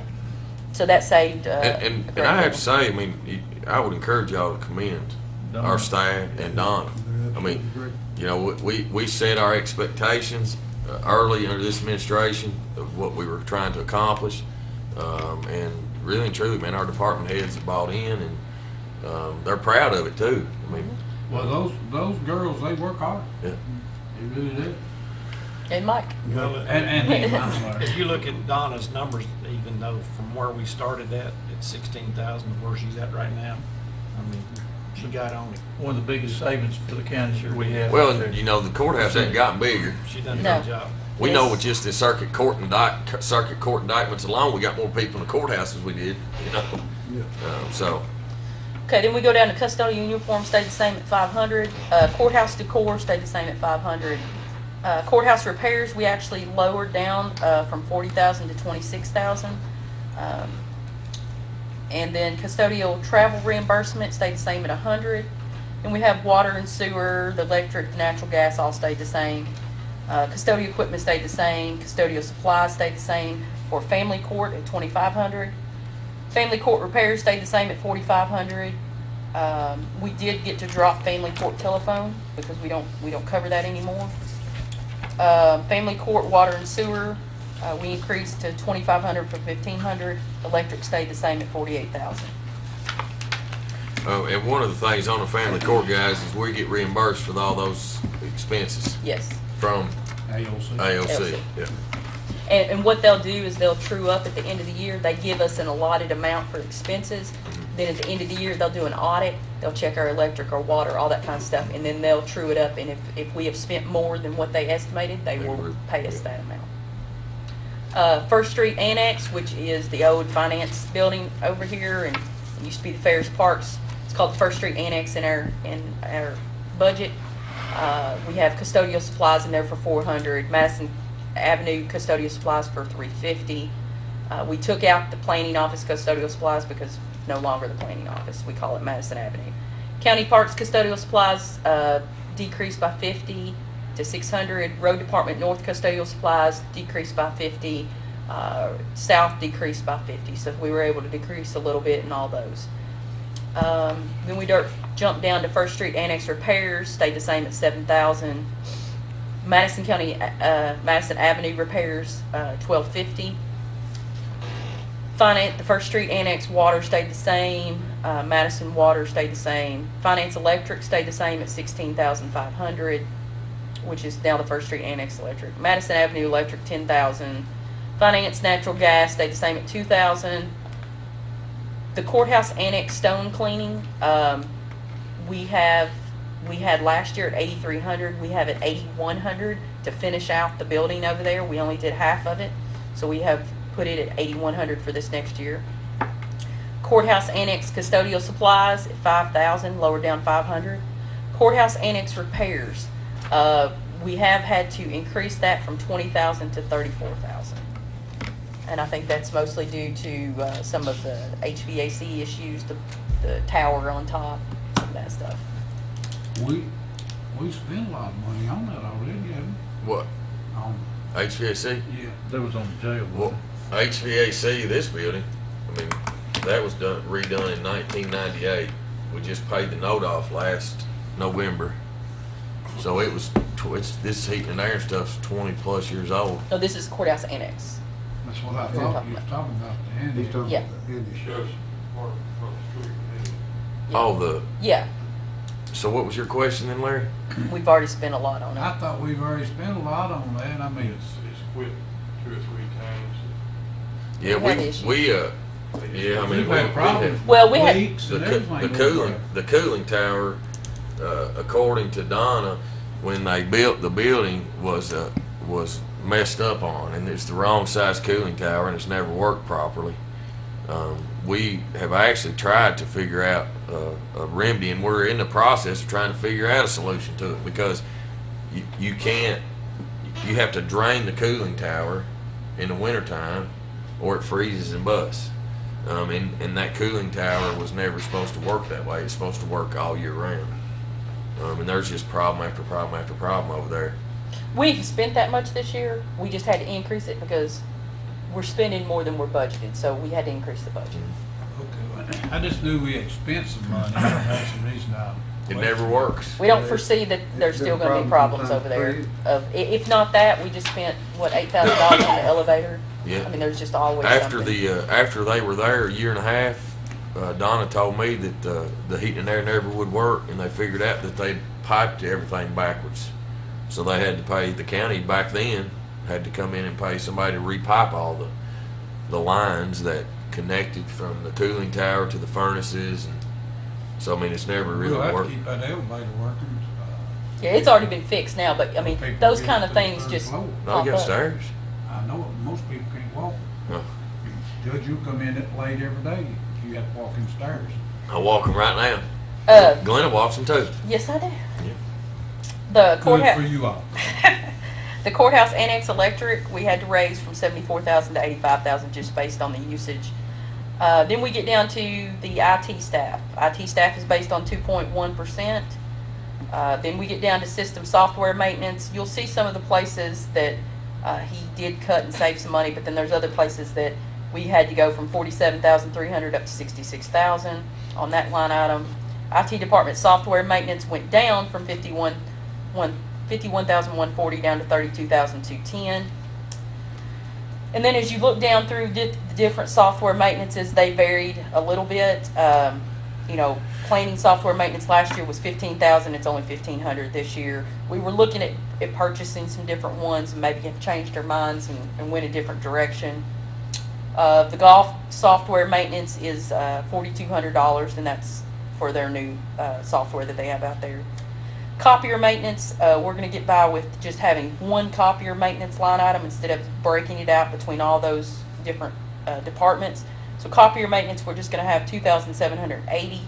As you can see, in last year we had judge's office copier 6,800, animal shelter 100, then 575. You got planning for 7,400. All those line items are going to zero. So copiers will only cost us, hopefully, 2,780. Yep. Then you get down to pictometry, contractual services. It'll be 60,000 this year for the contract, which when we went through revenues, it showed where we billed out to different entities, and they pay us for part of that contract. So even though we're paying out 60,000, we're collecting in probably 50 of that from other entities. That's outside, right? Yeah, outside entities, like Okay. EKU, City of Richmond, City of Berea, yes. Okay. Because they get that information that's done in that flyover. The IT fuel lowered down just a little bit to 1,000. And we think that'll probably go down a little bit more because Chris and Ryan them ain't have to travel as far. No, they're because not. all of us are together now. So, but we didn't want to cut it too much to make sure that we had enough in there. The county telephone system cost us around 29,000. That stayed the same. The wireless telephones, all our cell phones stayed the same at 20,000. The IT, the training and travel adjusted just slightly on some of those, and you can see the changes in those. County internet system stayed basically the same, went down just about $1,000. Road department mobile device, we did have to increase that by 3,000, went from 3 to 6,000. Fire mobile device maintenance went from 7,200 to 9,200. Animal shelter mobile device maintenance went up just slightly. Fire department virtual desktop maintenance, we did have 1,500 in there. We only need 600 now. IT vehicle repairs went from 1,400 down to 1,000. System hardware maintenance, it went from 500 up to 31,500. I'm sure that's some type of maintenance that Chris has lined out that was needed. Storage maintenance, 2,300. Router maintenance, 3,025, down from 8,100. Fire department hardware maintenance, basically same. HR hardware maintenance, $7,100, and that's for some new software that we have. Then we jump down to juvenile housing and medical. This is mandated. We have to cover this. When juveniles get sent to Lexington to the juvenile facility, or they get sent to Gateway, they send us a bill on those for the kids from Madison County. So it stayed the same at 25,000. Then you go down to planning development staff. That's on a 2.1% increase. Board of Adjustments went up slightly from 4,500 to 6,000. Planning Commission went from 14,000 to 16,000. Planning legal notices went from 2,000 to 2,500. The comprehensive plan development stayed the same at 3,000. Planning and development legal services, that is for Jubal, who serves on our planning commission, and that's paid out through payroll, to a part-time payroll position. Well, he serves as our legal counsel for Yes. planning commission, yeah. Yes. Property codes violations stayed the same at 2,000. Planning gasoline went down 1,000. Equipment supplies, we put at 1,500. We took out, we changed that to equipment supplies. They did have materials and supplies, but the materials that they'll be buying for the office will be come out of that one office supply line item. Signs stayed the same at 1,000. Reimbursements went up to 2,000. Training and travel stayed the same at 6,000. Subdivision security lights stayed the same at 12,000. P&D vehicle repairs stayed the same at 5,000. Then we get into the fire department. Fire department staff, actually, even though it is on a 2.1% increase, we did not have to change the amount because we've lost a lot of people and bringing them back in at lower amounts. So it worked out to be approximately the same. Then we have firefighters incentive pay, which is a wash. We had the line item in the revenue is 112,000. Equipment annual testing went from 5,000 down to 4,500. Fire department supplies stayed the same at 7,000. Gasoline and oil went up from 20,000 to 25,000. Fire specific equipment, we had 26,000 in last year. We split it out between fire specific equipment 15,000 and fire PPE equipment 15,000, just to keep track of it better. So one line item went into two, and it actually went up from 26 to 30. Uniforms stayed the same at 16. All your volunteer fire departments that we give out stayed exactly the same as they were last year. Fire building repairs stayed the same at 7,000. Fire training and travel went from 7,500 down to 6,000. Then you have the fire department number 2 and number 1. We adjusted the water and the electric and the natural gas as needed according to this year's usage. Fire vehicle repair and maintenance stayed the same at 15,000. Fire communications equipment, we actually dropped down from 2,500 to 1,500. Then you get into Madison County Rescue Squad. The 12,000 is for rent that we paid for space for the rescue squad. Berea Rescue Squad, we do not have it anymore because it is the same as the Berea Volunteer, which we give to. And they had not asked for that money because they are the same entity. Then we have Madison County Rescue Squad water and sewer that we pay. Dropped down a little bit, and the electric for the rescue squad actually went up from 3,500 to 5,000. EMA staff, we currently do not have an EMA director right now. That position is vacant, but we left the amount in the budget the same. Program advertising the same, the weather service the same. Hazmat supplies we lowered from 4,000 to 2,000. EMA gasoline stayed the same. EMA vehicle repairs we increased from 1,000 to 2,000. Office supplies and postage we increased from 100 to 500. And EMA uniforms we increased from 2,000 to 4,000. And that is actually for all the staff out there because CSEP no longer covers uniforms. Registration, conferences, and training stayed the same at 1,000. Then we get into the line items that were for CSEP in the general fund last year. So go back to that. So what, say that again now, Glenn, on the uniforms?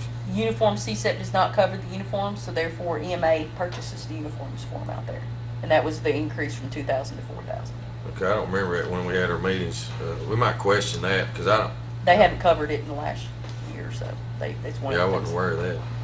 So then if they're not covered, why are we providing uniforms? If they're not covered.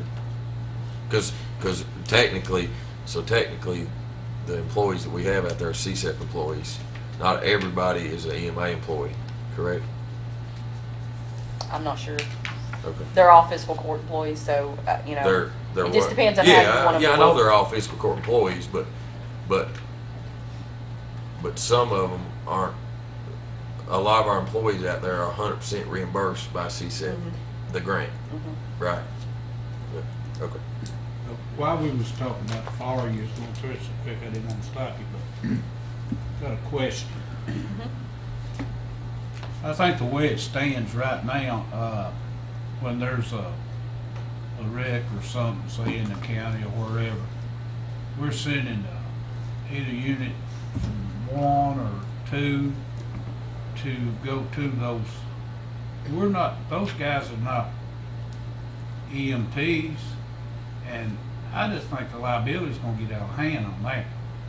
I mean, this is my personal opinion. I don't think we need to send a fire truck to every wreck unless they call for one, the vehicle's on fire. I understand that, but I don't think we need to be sending a fire truck, just like one day, 2 weeks ago down Red Lick, you sent 2 trucks from Station 2. By the time they got there, everything was already under control. I mean, why do we make those calls? I mean, is that something we just voluntarily do, or? Well, I think that you should ask the chief that question, or have the chief here to prepare for that. I mean, I don't know. They've Well, that's been just my they've opinion. been running wrecks. They've been running wrecks before this administration started. I know it. I just- And so what I've always been told is that they're not there to be EMTs or paramedics. They're there for fire suppression, and they're there also to protect the scene because of the big fire trucks. Traffic control. And do sort of traffic control. And I've asked some of those same questions, and they say, well, how do you choose which ones you run to? Yeah.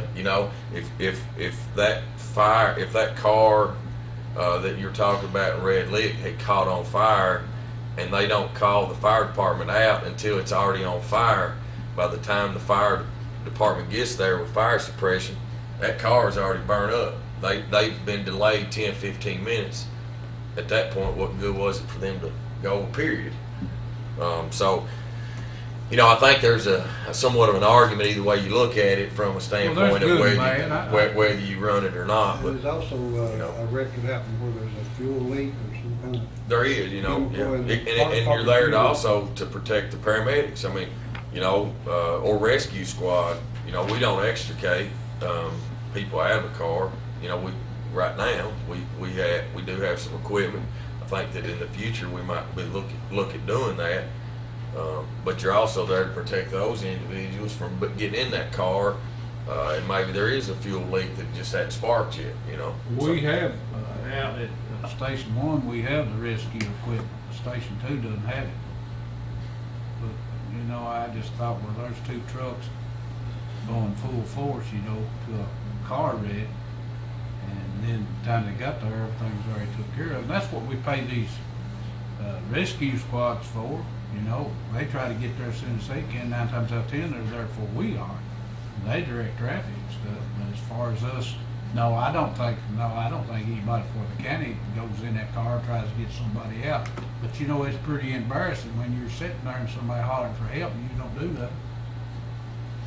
A lot of times it's the way the call's made into dispatch 911 when it's dispatched out. If it's a 45 property damage, That's or if nothing. it's a 46 injury 45 and damage, 46 is and different. then you have multiple callers, they're gonna send everything they've got to try to make the situation better. That's a big expense, fuel, wear and tear on the vehicles, and then hopefully none of them would ever do anything to put us in jeopardy. And Well, the that's chief one of those needs to know that. situations, if you don't go, Yeah, we're gonna say, you're why gonna weren't you if there? you do go, so you just have to Well, it's got, like go, Judge and said, then it's once you got get there, ups then and they downs. call you on. Well, that's just a suggestion, I didn't know if y'all had. Yeah, I mean, that again, I think to really to find out and to come up with a solution or a true opinion on it, we need to deal with the facts. We don't That's need to kind of a speculate. protocol between- And we asked the chief, or we talked to 911 Wendy, and we look at maybe how many calls that we're actually running to, look at past statistics and know whether there's a value in that service that we're providing. I know that I know if my kids or my wife had an accident, I personally want the fire department to run and make sure that they weren't trapped in a car and that it could catch on fire. So. Well, it's got good and it's got bad. Yeah. I'm just looking at the long range, the liability for the county. Hopefully, of course, we need to express that onto the chief now when they do get there.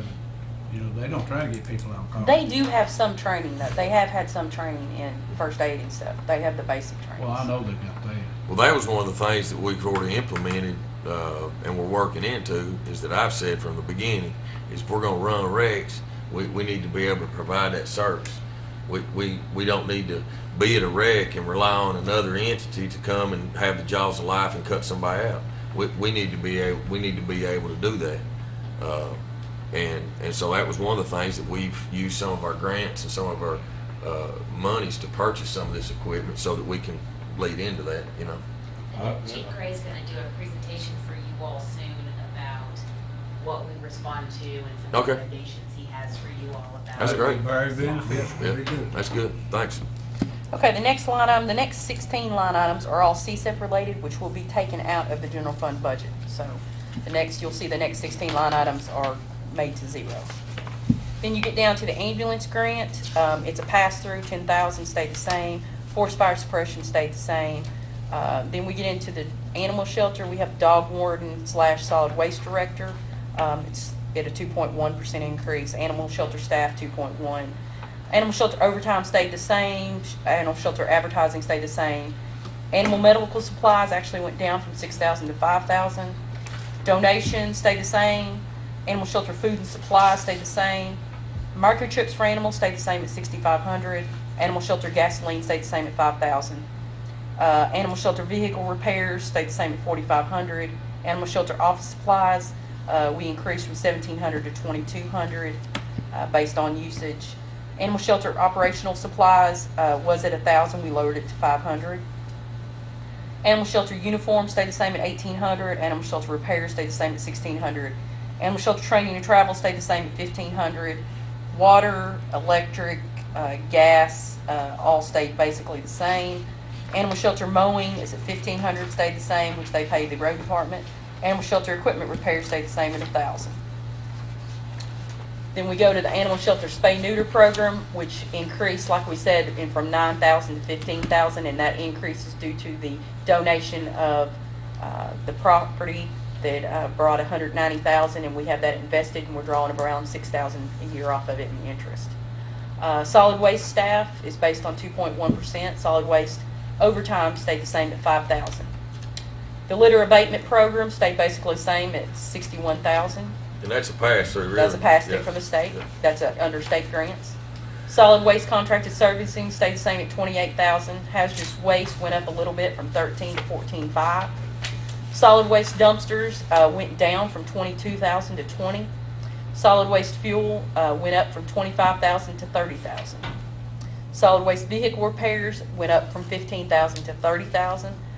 That's due to the age of some of the vehicles that we have and the size of the vehicles that he has to maintenance. It's very costly.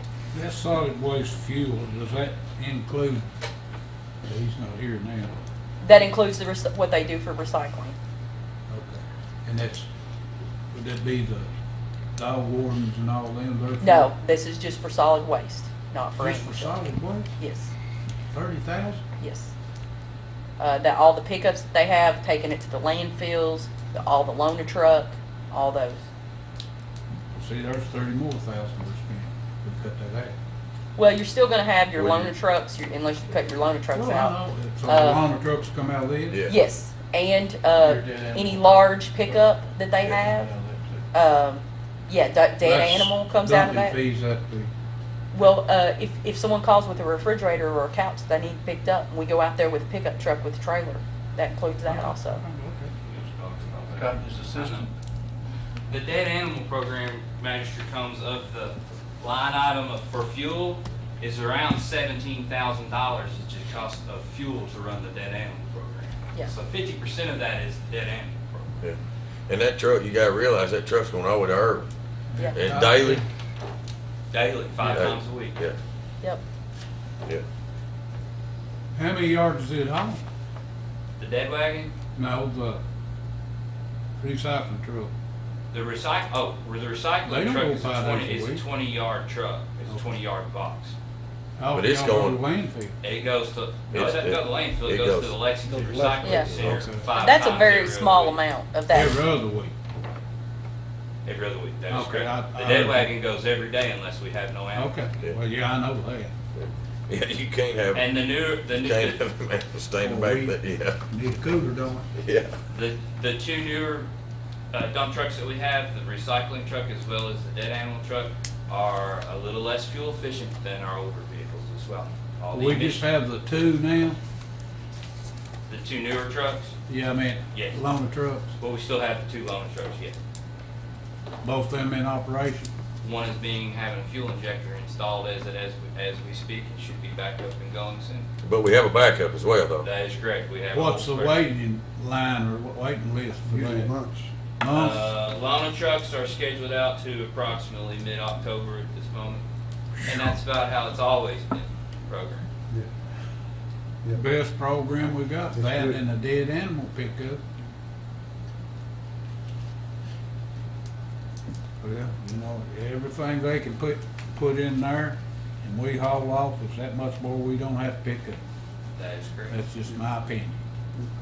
And people love that program. All right, and back to the dead animal removal supplies, stayed the same at $12.50. Solid waste operational supplies stayed the same at $2,000. Solid waste uniform stayed the same at $1,500. Solid waste contribution fee for $2,600. We added that in. Scott, you want to explain what that is? The contribution fee? Weren't we going to do a contribution fee possibly to? Contribution fee to Bluegrass Career Development Yes. Center to compensate with our inmates or our halfway house guys. To guarantee us to get two people. That is correct. And what they can do is they can take that money and pay some of those guys so much a day to go, because if they have a choice of going to a really easy job or going to work in the back of the recycling. They're not gonna pay them, Glenna, but They they're gonna give- supply them some money for lunch. Yes. And matters like that. So it's some incentives to get them to want to work on their recycling truck. We have competitive programs through the Career Development Center that have other benefits for them, for the inmates that are working out of that facility. Transportation, the transportation contract supplies their lunch for them, as well as the other entities, the other partners like Salvation Army. They have incentives for the inmates that go from that program out. Then we have solid waste reimbursement stayed the same. Solid waste training and travel stayed the same at $1,000. We took out the recycling bins project. We had that at $3,000 last year. No longer need that. Then we come down to Safety City supplies, stayed the same at $800. Safety City repairs stayed the same at $1,000. Safety City water stayed the same. Electric stayed the same. Then we get down to soil conservation support. It stayed the same at $78,438. Then we jump down to court-ordered legal psychological. Based on the usage from this past year, we were able to lower that from $50,000 down to $40,000. So we took $10,000 off of that. Can you explain what that is, Glenn, please? It is for indigents and it is court-ordered. We do not have, the county is mandated to pay that. We will receive court orders from the district court that say to pay so-and-so for a psychological evaluation or to pay this attorney for legal fees. And there's we're- no reimbursement on that, is No, there? that's completely I mean, that, mandated for the county to cover. they say do it, you do it. Yes, it's court-ordered by a judge. Yeah. We don't have a choice about it. And this year, you know, we were sort of staying around 50,000, and we hope we lowered this 10,000 to try to save. You know, that was one of the items that we lowered in decreasing the budget, and we just hope that you don't have a big year with that. Yeah. You know, that you could. I mean, it's unknown. There's a bunch of crazy people out there. The 50? No, but we lowered it based on. But the other we did thing to not me have to is spend it. So far. We're not done with the year, but why?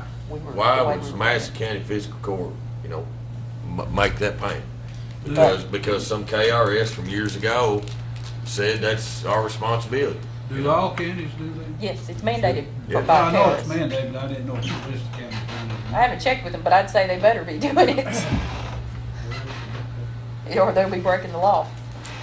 Charitable program support, we had it at $35,000 last year, and we took that completely out. And y'all can see where it's gone. Then you have the general welfare burial assistance. We took that from 1,000 to 2,000. This is where we work with the funeral homes if there's someone that's sitting out there in Jimmy's cooler and nobody claims them, family can't pay for it. They work with a funeral home. Jimmy does a really good job on getting someone cremated at the lowest price, and that's what we put that money in there for. And then you can skip over the next. There's a bunch of line items that we had in our budget years ago. Then you get to the Kentucky Regional Airport Phase 2 expansion. We had $130,000 in there last year, which we did give to the airport board, and we've lowered that to 0 because that expansion is over. So let's go back to the airport board. The airport board, 25,000. Yes. Are we giving them 25,000? Yes. We had, and last year we gave, there was 2 different line items. Our regular contribution to them, as you can see, over the last several years, back 14, 15, we gave 75, but from 15, 16 on, we've given 25 a year. This year, they asked us for 70,000 when they sent a letter in asking us to raise it to 70,000. In our first budget draft that the judge and I went over, we did raise it to 70. But when we come back and had to make cuts, we cut that back down to 25, and we contacted them and let them know that we most likely would not be able to give them 70. 25 would be the most. And Tom, the T hangers, the reason that they had came and asked for 70 is because they were going to try to, you know, with some of the expansions and stuff they're wanting to do out there, which we're all aware of. You know, there's some pretty big expenditures to that, and so they thought about phasing it and going ahead and maybe doing the T hangers, so that they could bring some revenue in from renting those T hangers for people that have airplanes. And so they were asking 70,000 to be able to go towards a bond payment or a payment of that. And they would be asking that from all 3 government entities. Well, also this new board, I mean, I'm gonna give them credit, they're pretty active, and they don't care to ask. And I think we've been fair with them. You know, I know Tom probably was out there when they had the grand opening and everything. It was a big crowd. I was glad to see that, but you know, you can only do so much.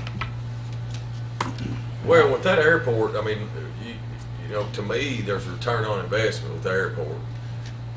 And that airport, obviously is benefiting EKU. They have an awesome aviation program. They are. But it also is benefiting the city of Richmond and city of Berea, Corporate level. at the corporate level because of all the industrial parks. You know, they're the ones receiving all that occupational tax, and they're bringing in all those taxes that we don't get. And so, you know, but with everything we do out there, everybody wants to split it a third, and a third. Well, it's a little unfair because we don't bring in the revenue off the airport that they bring in, you know. Well, you're So- right. EKU benefits more than anybody, but you know, they've got over 100 kids, or students, I shouldn't say kids, involved in that program. It has really grown. I mean, they're aggressive. That new board's aggressive. So at the end of the day, that's a decision that all of us have to make. You know, do we want to make big steps? Do we want to take big steps in utilizing an airport that's in the county to make us more money? You know, do we want to work and increase our revenues that where we can grow and we can have our own industrial park, that we can play off the airport, and that we can provide services that complement our aviation program at EKU, you know? And those are the kind of decisions that and kind of some of the discussions that we have to start having, you know? I think in the future, the airport will be a big drawing card for bringing industry in for a county. I don't know what it is right now. It's more for the Berea and Richmond. But I think if we stay involved and keep supporting the airport, eventually it will pay off the businesses for the county also. The new road into it is probably the best thing ever happened. Because I remember earlier years past, we could only bring in a half a load of fuel at a time because the bridge wouldn't support it. And now we got the new road that's kinda opened things up. We still need a better road out there though, Larry. Well, even that though, if you, when what the judge is talking about in the long term, you know, we've had, Senator Stivers indicated that there's a possibility of a new road to come later on after 52's tied into Duncannon. So I mean, there's a lot of value to the Duncannon that you're not sitting right here looking at right now today. You know, Tom, we lost a helicopter manufacturing plant, Yeah. all right, that wanted to go out there. That Yeah, wanted to right. be, right? But yet we didn't have the infrastructure out there. We didn't have the fire flow. We didn't have sewer. We didn't have the transportation corridor that needed to be out there. And so that's what I'm talking about, is us taking big steps as a body, as a fiscal court, to be able to create our own revenues. There's a return on investment. But we can't do that until we, as a body, increase our revenues to be able to afford it. All right? I agree. And we're losing out. We're losing out on those opportunities because we're not being proactive. You know, we're saying tax increases are bad.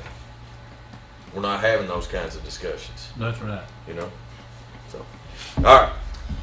All right, we jumped for the airport board. We left the same at 25,000. Kentucky River Foothills Transport stayed the same at 44,000. Is everybody here on the court, are y'all comfortable with them?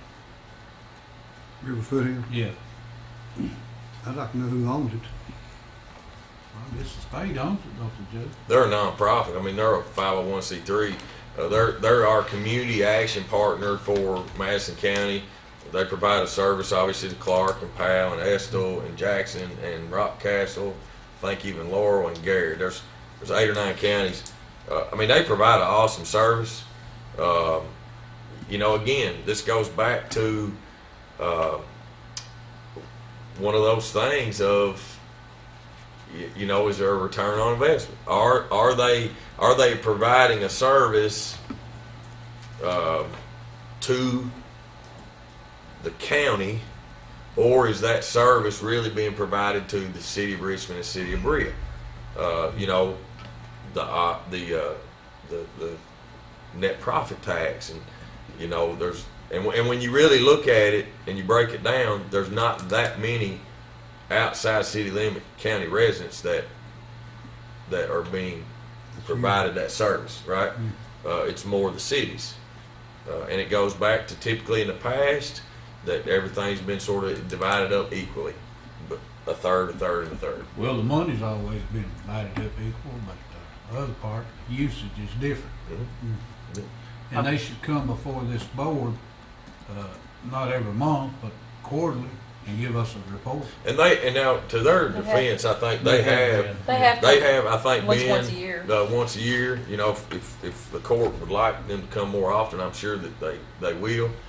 Well, the numbers, that You know, usage, I have to say that Kentucky River Foothills provides an amazing service to people that are less fortunate in our community and surrounding communities, without a doubt. So I don't want to necessarily take anything away from them whatsoever. But the transportation, and I've asked this question, this transportation, they have different spots in the city of Richmond, city of Brea. Some might be on the city county line, but they pick people up and they bring them back and forth between Richmond and Brea. So if a Brea citizen might have a doctor's appointment, if they want to go to the Richmond Center to do shopping, if they can get on the bus at that point. I think they might pay $1. I think, and they bring them, and they have different spots, different times that they travel around the city of Richmond, city of Brea, and bringing people back and forth. So it's basically a community transit program. That'd be a fair assessment. well, we couldn't You know, run it for sort of them. like a Lextran, you know, in Lexington. This is our Madison Tran, I guess. Well, we couldn't run it for that. Mm-mm. But these are decisions we need to make as a court. You know, we have to decide: are we getting a $44,000 value for our citizens? Well, it's been 44,000 for years. You know. Excuse me. Y'all ready to move on? Yep. Okay. The next one down is Kentucky ASAP grant. That is just, it's a pass-through and it's carried over the balance. So as we get closer, and even after the July 1 date, I will adjust that balance to exactly how much money we carried over from the prior year. Where'd you jump to? Or you missed, I want to mention the Humane Society real quick, I'm sorry. Oh, I'm sorry, I missed that Yeah, one. because that was one that we took out. Yes. Yeah, so you can see what we've done over the last several years with that, and that was one that we pulled. Yes.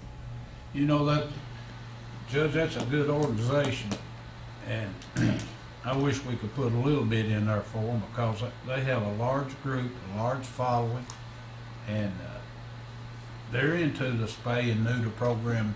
Well, he's not here again, but they contribute a lot to the spay and neuter program themselves. I'd like to see us put at least 5,000 in there. Well, I think when we, when we took charitable out, it's hard to pick and choose which ones, so we took them all out. Are they more important than hospice, No, sir. or Hope's Wings, No.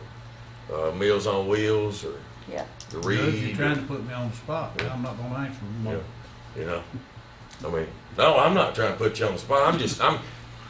I'm not directing that question at you, Larry. I I'm know just that. saying that question in I know general. that, and I appreciate You know. that. Thank you. So when we cut it, we just decided we can't sit So back I didn't and feel pick and like that choose. it was fair to cut charitable giving program completely, and not cut all nonprofits. I We'll mean, just have to tend more chili suppers. I want Correct. to be fair. I want to be fair across the board, you know. Okay. So then jump down to Kentucky ASAP grant, which is nothing more than a pass-through, and those numbers come from exactly how much they have in their line item. We don't put anything toward it. Harm reduction grant is the same way, and it's a $20,000 grant. They've already spent theirs this year that was in there, so they should only have $20,000 for the next year. Richmond Senior Citizen Center, Berea Senior Citizen Center, we did leave those at $10,000. Then you jump all the way down to the next page at the bottom is the Hope Wings Health and Family Grant, which is a pass-through from the state. It stayed at $100,000. Then we go to the next page, the county park staff. We lowered that from $67,464 down to $40,000. Are we doing out without one person, or? We are eliminating a part-time position and changing our full-time position to a different job title with a different pay rate. Okay. County parks advertising, it was at $500. We took that out completely. Battlefield Historic Parks repairs, we left the same. Most all your parks repairs on all of them down through there, we left the same. Dumpster service at Will Green stayed the same at $500. County Parks fuel stayed the same at $800. County Parks vehicle repairs stayed the same at $500. Office supplies stayed the same. Special events stayed the same at $2,000. And what that is, guys, that's our Battle of Richmond that we have every year. I want everybody to be aware of that. Yep. So when we have the Battle of Richmond weekend out there, that money goes towards hosting and having that event. So County Parks refunds of deposits stayed at $500, but at this time we don't charge anything for deposits. Battlefield Visitor Center, the water, sewer, for all those different parks, basically stayed the same except Will Green, water, sewer. We have porta potties out there, so that's where that's charged to, and we had to raise it from $500 to $2,000. Battlefield Visitor Center electric stayed the same. Most of your electrics, Battlefield Park went up from $4,000 to $5,000. Will Green went from $800 to $1,400. The rest of them pretty much stayed the same. Then we have county parks mowing. They paid the road department $20,000 Is for the mowing. Will Green one just for parking lots? The Will Green, the electric, I'd say the dock, I'm not sure. What all's on their electric down there? I haven't been down The there. marina down there, we don't even run the marina. No. Well, you got We that don't run air there. conditioning, we don't do anything inside that building, it's boarded up. So all the lights that are down there is out in the parking lot on the pole. yeah, what about that? What about the weighing station, Tom? Is there any electric on it where they have lights and stuff? Yeah, there's a light on it, but sure to God, it did go up $600 for one Well, weighing station. and it might have not went up. We may have just not budgeted because we did not That might have been a That was guess, a new too. budget line item last It year. might have been a guess from the, Yeah, and we guessed at it, so we may be just truing it up to what it really is running. So $110 a month, basically. Yeah. yeah, because I think, would that have been our first year, the Yes. 800 would have been Yes. our first year of not having the marina and Yes. To pay an electric down there. We To didn't pay have- an electric, yeah. Yes. so we might have, yeah, just had to guess at it. Battlefield Visitor Center natural gas stayed the same. Like I said, county mowing stayed the same at 20,000. You go to the next page, we get into the golf course. Well, we had the Whitehall Park RTP grant, which was a federal grant. We had it 133,000 last year. That grant's finished, so we have that at 0. Drop that out. Pro shop staff went from 100,000 to 110,000. Hey, we might need to check on. We might need to check on that. We question that. Which one? RTP, Whitehall RTP grant. No, it's done. Yeah, but make sure there's not a new one. Well, until It's we closed, it'll come, but we'll have to budget amend it in because we don't know what it is or how Okay. much it is. So All right. until we get a MOA All right, I'm on sorry. it, that's okay. I thought you needed to put that in there because we've already been approved for it. We just don't know the amounts. Yes, We don't know because what the work's amount gonna they're be. changing the budget on it. So Right, that's right. Okay. we're All just right. gonna wait. All right, good. Pro shop staff went from 100 to 110, which some of that is adding a few duties onto Gary. I think was a part of that. That's not just a 2.1% increase, which most of those are part-timers on the pro shop staff. Golf course advertising stayed the same at 4,000. Most all your line items down there stayed the same. Pro shop office supplies dropped from 1,000 to 800. Golf course maintenance staff went from 155 to 158, so it just went up 3,000. Golf cart lease and for the golf carts and the maintenance equipment lease stayed the same.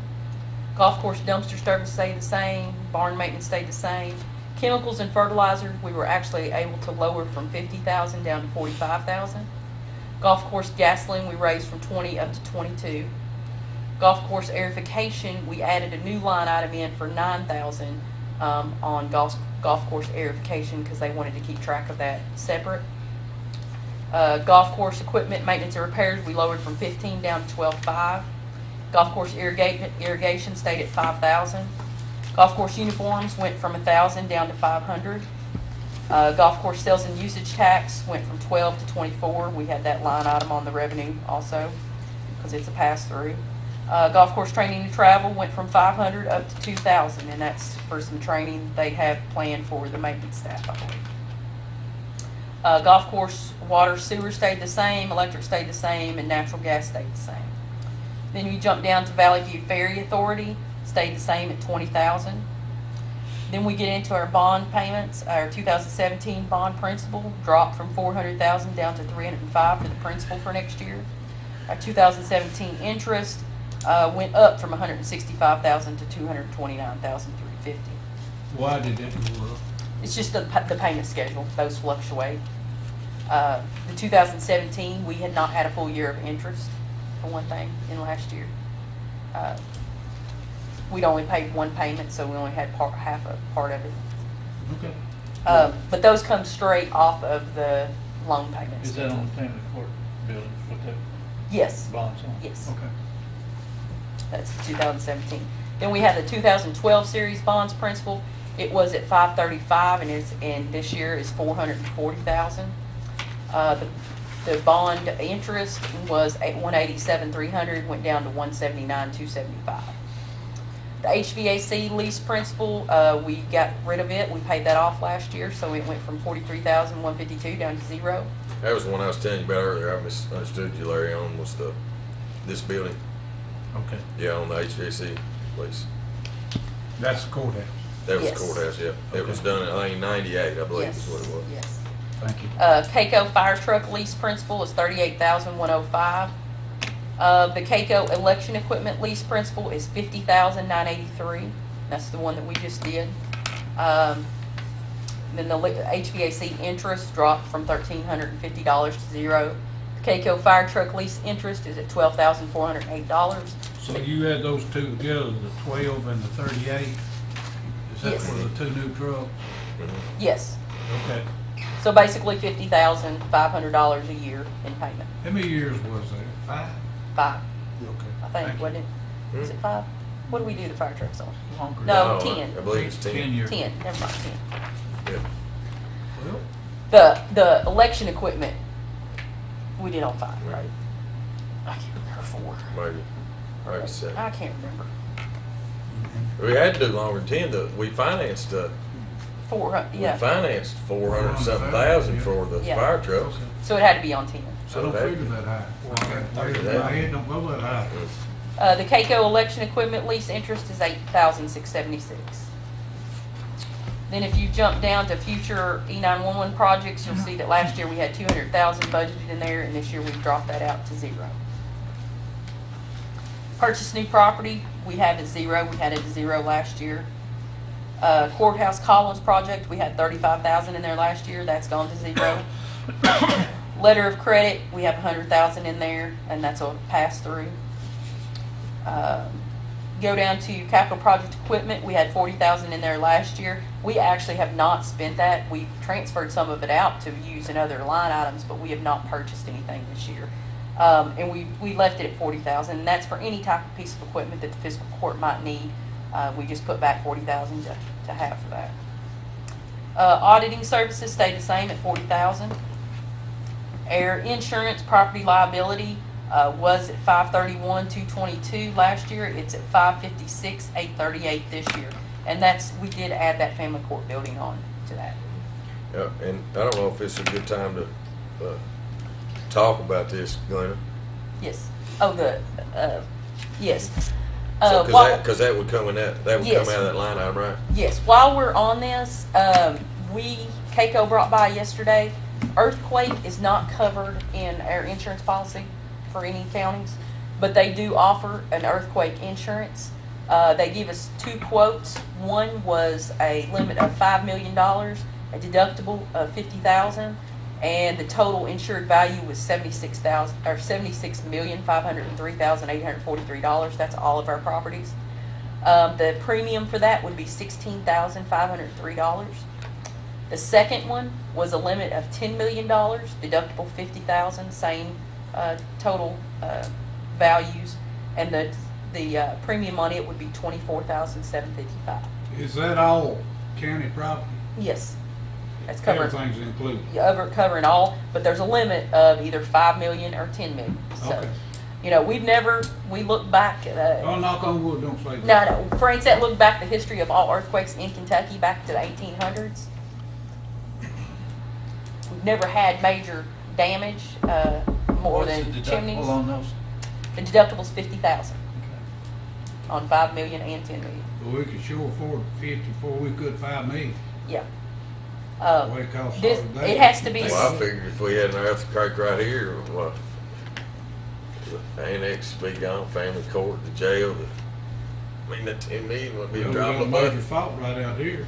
Yeah. The $10 million would be a drop in the bucket to fix all these. So as of right now, this is not budgeted for, but if you all would like to add this onto our policy, we would need to increase that line item by either $16,000 or the $24,000. Are we covered with flood insurance? Yes, we're covered with flood, we're covered with tornado, everything else. Earthquake Fire. is just not covered, which earthquake most likely is not covered on your home policy either.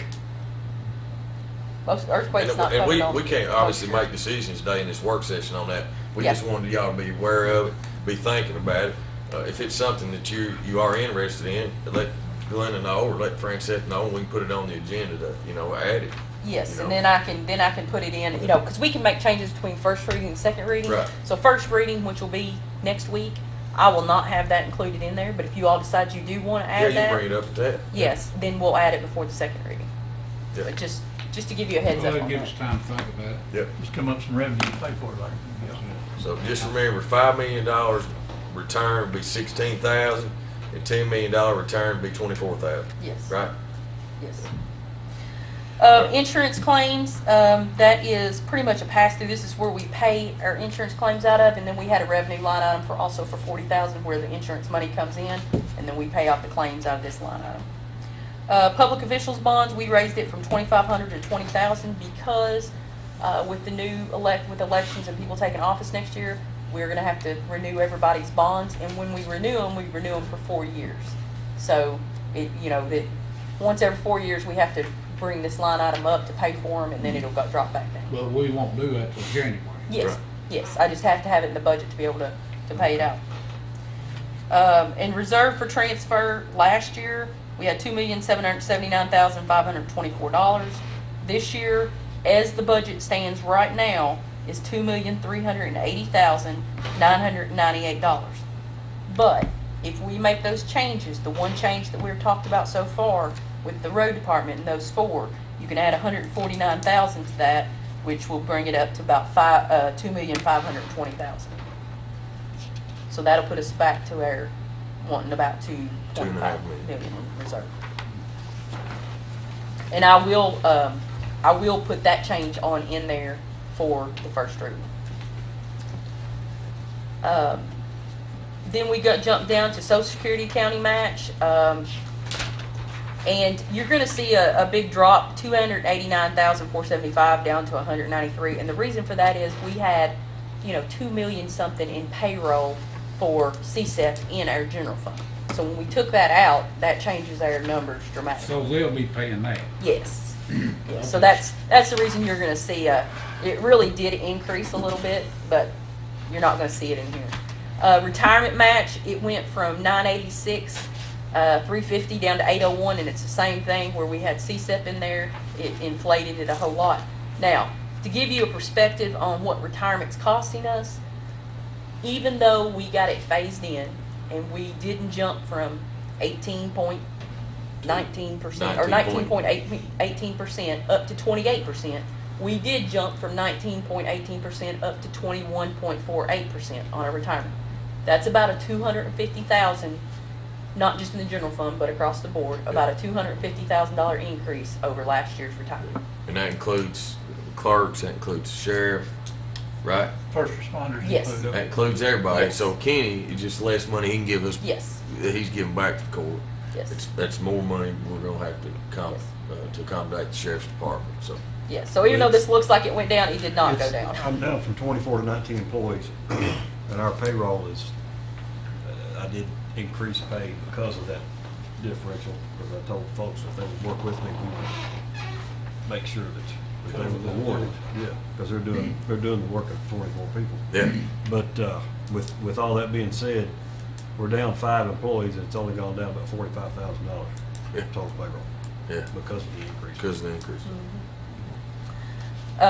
Life insurance,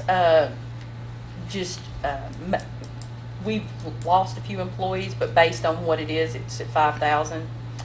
We have life insurance. We pay $5.25 per employee per month for life insurance.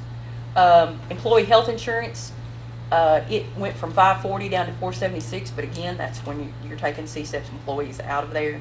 So we actually had an increase going from 500 a month to 550 for employer costs. Unemployment compensation went from $31,931 up to $35,372. Workers' compensation went from $215,871 up to $232,861. And those policies are all through KCO. Medicare match went from $67,700 down to $45,140 due to CSEP being taken out. And the health self-insurance account went from $1,654,696 to $1,855,884, which is a pass-through. We had the same amount on the revenues coming in. And that pretty much does the general fund appropriations. Does anybody have any questions about the general fund? Guys, y'all want to trudge on through? We need a little bit of a break Have a before we break. finish it up. Yeah, we've got some more pages. Let's take 5. Recess. Okay. Yep, recess.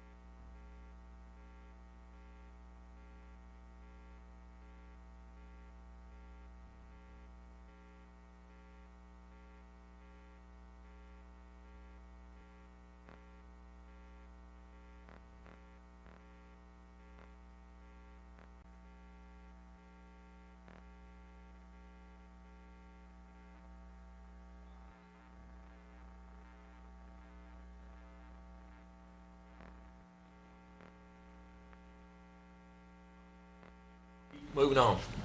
All right, that was the end of the general fund. Now we'll start into the road fund. The road is based on 2.1 also. The office staff, you'll see, went down from 34,820 down to 25,480 with the retirement of Stacy and bringing in a new person. Part-time clerical sign graphics is a new line item that we put in for a part-time person for 18,000 that wasn't in it last year. Road administrator service parts, those are all based on the 2.1. Then you get down to sign project manager was at 30,556. We're doing away with that position, so that goes to 0. And that's not one of the 4 positions we're not filling. That we're just doing away with that position and combining it with that part-time. The foreman, assistant foreman, light duty mechanic, all those are at 2.1. You get down to the heavy equipment operators, you'll see that it jumped from 39,146 to 101,962. Basically, it's what we were doing this year. We didn't fill the masonry positions, but we went to having 3 heavy equipment operators. So under masonry, a few down, you'll see that it was 63,066. We've taken it to 0. From 39,146 up to 101,962. So basically, we've just moved the money from masonry up to heavy equipment operators. So we'll still have somebody do masonry work. They're actually going to train all the guys to be, instead of having specific masonry people, they're going to train. Jack of all trades. Yes, we're going to train our guys to do it. And then truck drivers went from 164, 154 to 195, 188, and that was just making sure we had all the positions in the right category. Overtime stayed the same at 75,000. Seasonal workers stayed the same at 60. Bridge went from 10,000 to 155, but like you said, we've got the 155 coming in revenue. Then we put it in a new line item called contracted surveying for 5,000, and we put that line item in so that they could get the boundary lines. Is that right? When we're doing, Scott? When we're doing work on the roads, we're now required, Judge and I talked about it, we need to find out where the true center line is, and we need to make sure that we're staying on our easements. We have a project now that we're working with the county surveyor, and we're trying to figure out how much property we're gonna have to get so that we can be within our guidelines. Right, and we got several little projects like where constituents are willing to give us the right of way to improve the side of the roads, and so you'd have to have a surveyor to be able to do some of those types of things, which in turn saves us money, but we didn't have to pay the county surveyor for his time. Correct. Yeah. So we just added that line item in. Medical supplies stayed the same at 1,000. Dumpster stayed the same at 2,500. Asphalt resurfacing stayed the same at 425. Glenn, I'd like to say something there. Yeah. I was approached with, I guess, a member of the Madison County Fair Board yesterday with a request that possibility we could help them a little bit out there. I know the fair facility is not county owned, but everybody in the county uses it from time to time. There's not a member in the county or person in the county hadn't used a fair board out there. We've got county fairs out there. We've got truck pulls. We've got all kinds of events out there. They'd like to have a little help with some asphalt out there, just on the main runway going in, and a little bit additional parking lot out there in front of the floor building. It's so dusty in the summer when people go out there for different events. I think the cost somewhere around $60-something thousand, and I'd like to propose that maybe the county could help them with half of that. I'm willing to allot $15,000 out of my resurfacing budget if the other 3 magistrates would put in $5,000 out of each one of their budgets to help with the resurfacing the main entrance to the fair board out there. It's just one way in, isn't it, John? Yeah, No, yeah, but there's 3 driveways. They're just wanting to do one at this time, the main entrance, and they've got Alan gave him a bill of, or an estimate of $60,000, and I thought if we could help them with half of that, because the county uses that quite a bit. I mean, and maybe by helping with the road end, if we had any events out there, I mean, this would be open to us to hold anything out there for the county. It'd be beneficial to the county. Well, could we, go ahead. No, I was just gonna say, I've said for years that the dust is terrible out there, and I don't know why they hadn't tried to do this a long time ago, but I know the money's the problem, but I'd be willing to help them any way I can as far as with a little bit of my Well, road money. that's what I said. I'm willing to take 15 out of District 3's budget, road fund, to help with it. If the other three would come up with 5 each, that would make the $30,000 we need.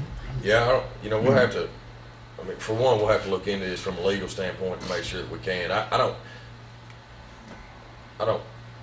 can see that maybe we could give the, as a county, we could give the fair board a donation, if we so choose that we want to do that, but, Whether it can come out of that money. whether it can come out of actual asphalt money or anything like that, we'll have to check on that one and just make sure. Okay. So it might have to come out of a different line item or We couldn't do something like that, we couldn't do that ourselves, Willie, payment. If we had. I mean, if it was We don't legal. have the equipment or personnel to do it. Okay. It's too large a job for us. But if somebody would research that and see what their possibilities are on that. Yeah, we can, but yeah, that's fine. Well, I'd be willing to do the same.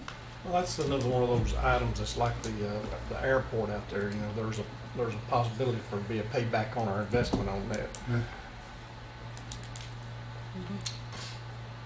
It's a good place to campaign. All right. That's just an Okay, idea. let me figure out Go where ahead. we was. Thank you. Okay, we was at asphalt. Then we go down to flex funding, which went from 274 to 292,882. Asphalt patching stayed the same at 75,000. And discretionary funds, we added a line item in just to keep track of what the discretionary funds that we spend out, which was at 207,000. Concrete, we lowered down from 25,000 to 22,500. Erosion control supply stayed the same at 10. The rock, it really stayed the same overall, but we changed it around on what type of rocks. You can see there we changed rock 23 from 3,000 to 5,000. The rock crush base from 5 to 10, 15 to 25 on 9, 3,000 to 5,000 on 57. But then we changed it on the rock DGA from 40 down to 35, and the chip riprap from 20 down to 15. So when you add them all up, we really didn't. We just moved it around in different line items. Diesel fuel stayed the same at 50,000. Diesel fuel off road stayed the same at 25. Bulk oil and grease stayed the same. Salt stayed the same at 200. Garage supplies stayed the same at 10. Gasoline stayed the same at 45. General construction materials stayed the same. Equipment parts stayed the same at 70. Motor vehicle parts for heavy trucks stayed the same. Motor vehicle parts light, medium stayed the same at 35. The parts for fleet vehicles stayed the same at 60. Office supplies stayed the same at 3,000. Safety gear stayed the same at 5,000. Pipes and culverts the same at 40,000. I want to go back just a minute. I want to go back to the salt line item. 200,000 for the salt line item for 2019. Salt prices, so we found out it just went through the roof. Do we have enough? Will we have a lot allotted for salt? What was your estimates on salt, Scott, versus Well, last year? basically, they went from $61.75 a ton to $118.50 a ton. That's crazy. This past year, we had used $136,000 in salt, so we had $64,000 left. So we were able to purchase the remaining $64,000 that we have in our budget for this year for the $61.75 that's being delivered as we speak. So next year, I think we'll allocate the $200,000 with what we're gonna have on hand. We're gonna have an extra 1,000 ton on the ground. I think we'll still be okay with 200,000. Will that fill our bins? That fills both the bins and it fills all 5 of our sheds there at the road department on the old part. So it's more than we've ever stored before over I from think year to year. historically they have before, but we're at the max capacity of Yeah. what we can store. The bins roughly got 3,000 tons in them, and then plus this 1,000, plus we'll have 4,000 tons stored.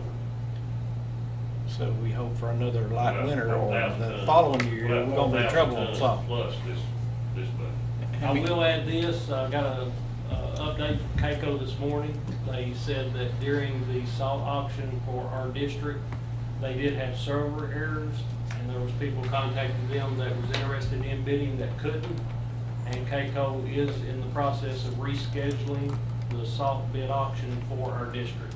So we will get a new bid, and it might be lower, but the lowest bid this year was Oldham County, and they actually got it for $100 a ton. So I don't know if ours will go down, but we will get to. Well, And they're it close. has in the past, so it does fluctuate from year to year, because it has Yeah. been up to 100, hasn't it, up to 100 before one time, and then it jumped back down. But So Oldham just County's because closer to it where it goes comes up from doesn't too, mean though, it's right? gonna stay up, it just Is it depends. Michigan or We- where they get salt? I don't know. We get ours from the river. I mean, it comes in on a barge, right?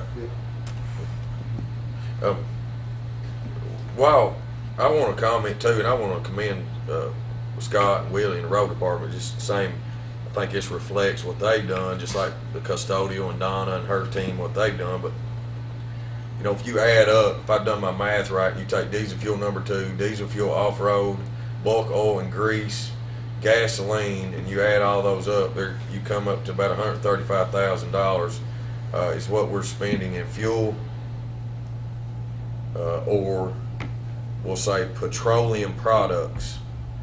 And if you go back and you look on down the line items there, petroleum products from 2014-15, 275,000.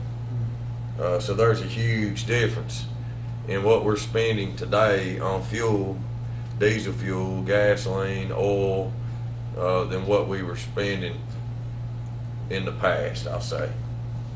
So I commend you guys for doing the policies and the procedures that you all have implemented down there to make sure that we're being efficient, I'll say. Yeah, Right. and Judge, that's a good point, and the prices haven't gone down, and we don't know where the top's gonna be, because it's just like gas, you know, they're projecting maybe gas to be $4.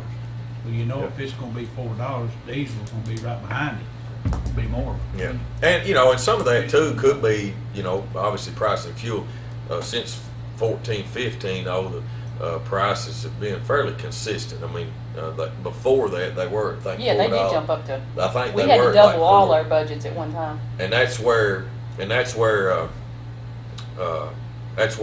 previous county road aid funds were more as well, because obviously if you're paying more to pump, that's more money coming back to the road departments, you know.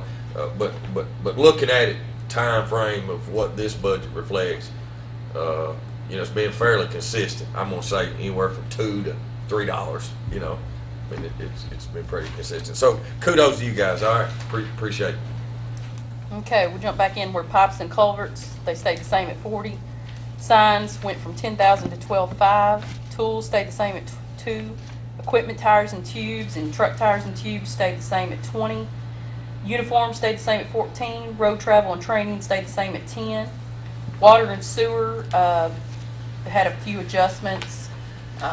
Electric stayed the same. Natural gas had a couple adjustments on that, just according to usage. Road north repairs stayed the same at 3. South repairs stayed the same at 3. Radio communications equipment stayed the same at 1,500. Road equipment purchased last year was 26,000. This year is at 70,000. What do we anticipate buying? That tire changer and those 2 pickup trucks. So several years ago, we implemented, you know, the pickup trucks. Yes, sir. I'm saying we're going to buy 2 every year so that you can be consistent. And obviously, we're buying the new trucks at state contract price. What, $24,900, $25,000, I figured, I based it on 26,000. $26,000. Time you put the radio stuff in them, I'm assuming. Yeah. Is this tire changer you talk about, is it for the big tires? It'll be for both. Both? Our tire changer we have now is approximately 14 years old. I was just now, It's completely wore out. It's almost to the point it's going to get somebody hurt. It's got a lot of wear to it. So I was just down at the shop and I told Scott 2 or 3 weeks ago, I said, that tire changer's nowhere near big enough for what we're trying to do with it.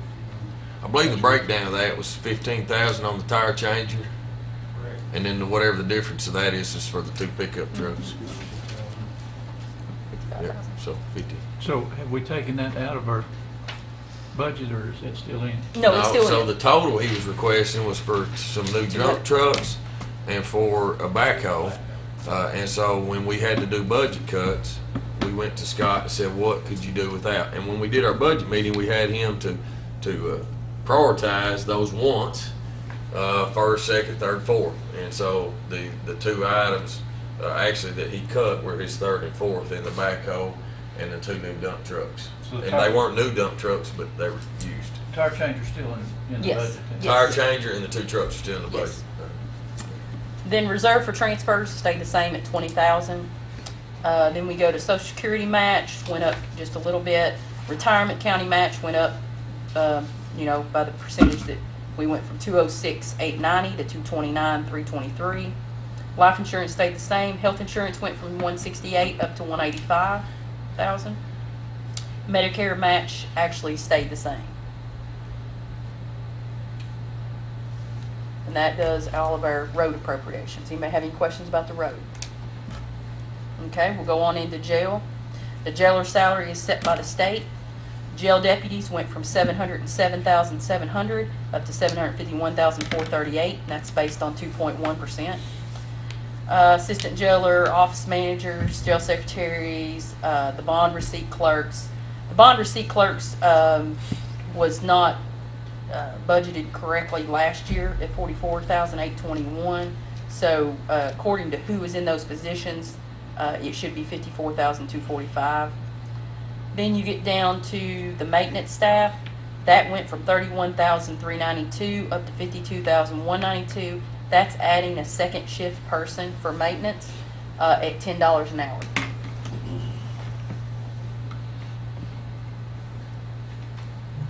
Jail overtime stayed the same at 65,000. Part-time personnel jumped from 60 to 90,000, and that's just based on our usage. We're over our budget already for part-time personnel.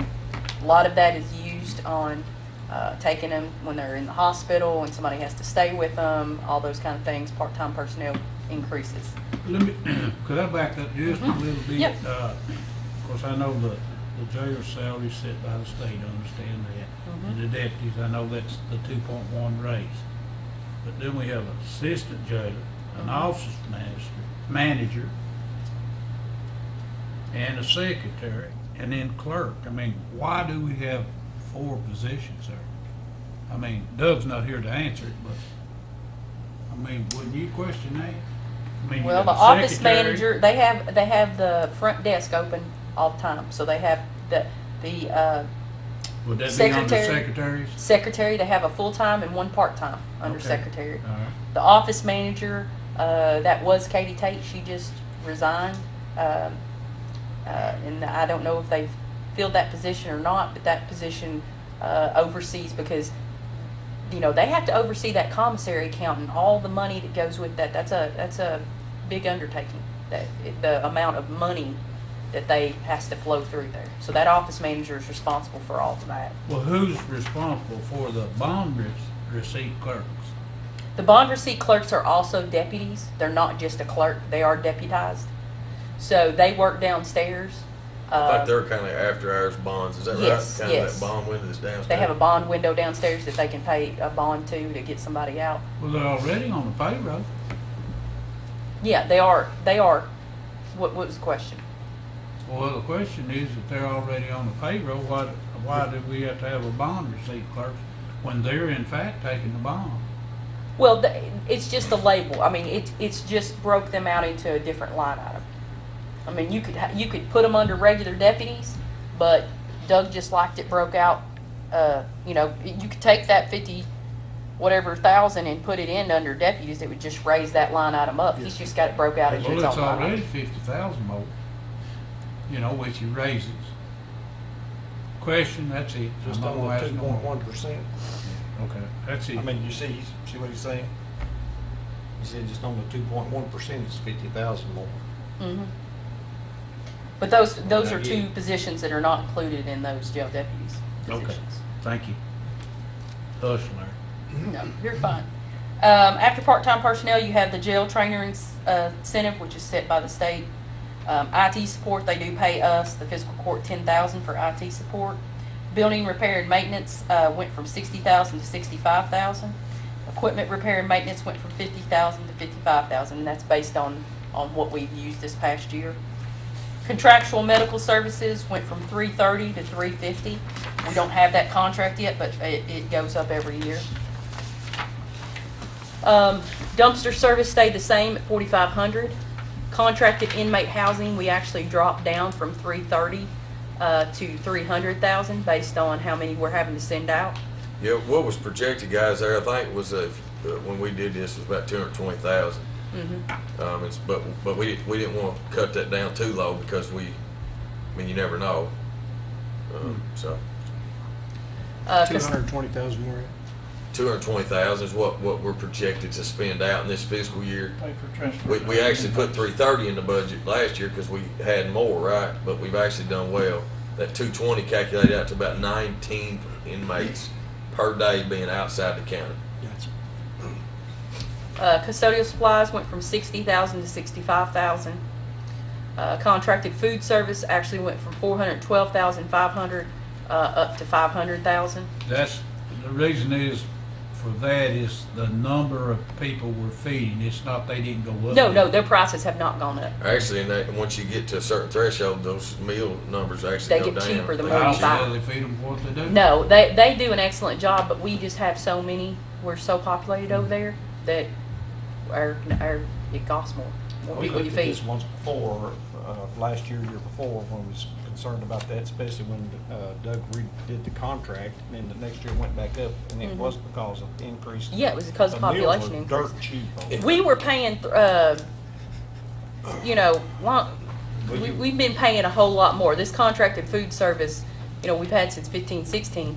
But before that, when we just had food, you can see right there, back in 14, 15, we paid $550,000 just in food. Yeah, That's that not the didn't- staff that to didn't cook include it or staff. anything. That staff was a 685,000 total is what it was. Yes. Well, we So got it to even though, $1.35. yeah, even though it's gone back up some, it's still way cheaper than what we used to Did a great do. job on that one. Fuel stayed the same at $15,000. Vehicle repairs stayed the same at $5,000. Office supplies stayed the same. Vehicle repairs, you said? Yeah, vehicle repairs stayed the same at $5,000. Okay. Office supplies, same at $500. Staff uniforms, the same at $3,000. Jail insurance claims, we've just got 100 in there, and that's only if they have usually a lawsuit that we have a deductible payment on. We charge it to that line item. So we don't know that we're going to have one of those, so we just put $100 in there to make sure that we have a line item in That's there. not very much to cover any kind No. of deductible No, lawsuit. if we had one, we would have to transfer money in there from their reserve. They have a reserve for transfer. It's just to mark a line item that we could pay it out of. Routine medical went from $5,000 down to $1,000. Most routine medical is paid out of the commissary. How did it be 60,000 a year before? Because But we it's- used to have to pay everything out Used to of have to pay routine that. medical. They didn't change that till like 3 years ago and allow us to pay medical out of commissary. Once they started doing that, it saved us tremendously. That year that we paid, that we had it at 60,000, we had like 3 people that was in the hospital that we had to pay 100% of their bill. And now we get reimbursed though through the state. Now they have a reimbursement through the state, plus you're getting Medicaid. They changed a lot of the I laws. think we have to that- pay $1,000, the first $1,000, Yes. anything after that, we get reimbursed for. Yes. Now. 100% Mhm, Yeah, from so the let's state. say that somebody has to go, I don't know, UK or say they have a Gallbladder surgery. Gallbladder surgery. We pay $1,000, and if it costs $10,000, then we get $9,000 reimbursement. From the state.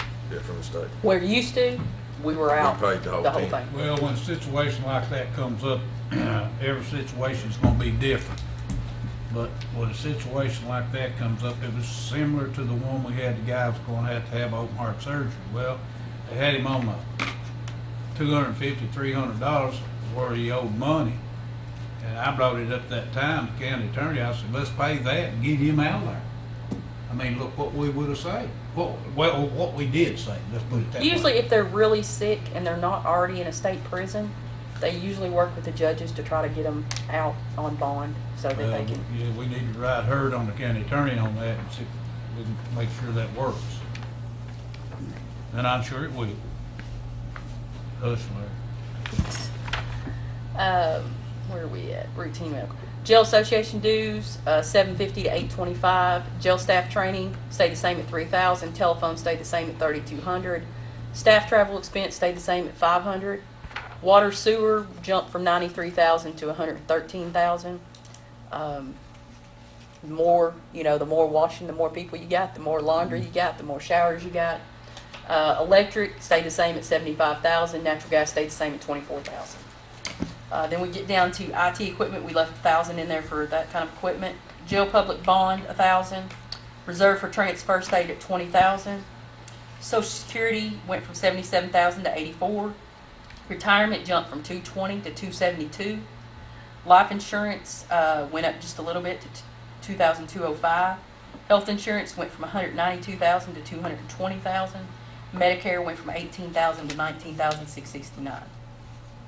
And that is our jail fund. Anybody have any questions about any of the jail? Then we go into the LGEA and road materials. Last year we had $523,500. This year we should have $508,500 available to spend out of LGEA. How much will we have in reserves on that account at the end of this year? Around $400,000 in surplus that we carry over. Okay. And then we get $108,000, so that's where we come up with the Scott, $508,000. Willie, y'all comfortable with that? I think we have a choice, do we? Well, yeah, you got a choice. It's slim and none. Yeah, we typically, we have plans of maybe using some of this year, approximately 150, take it down to 350, add it to asphalt. Maybe catching up some of our roads is kind of a plan we had. Good, we catch 4th District up finally, Judge. Thank you. I know. Yeah. One comes before four. Ain't gonna happen, Tom. First comes before fourth. Go That ahead, was Chris. just a question. Sorry about that. That's all right. So then you'll skip over some of those line items down till you get to CSEP staff salaries. Then we're into the CSEP budget.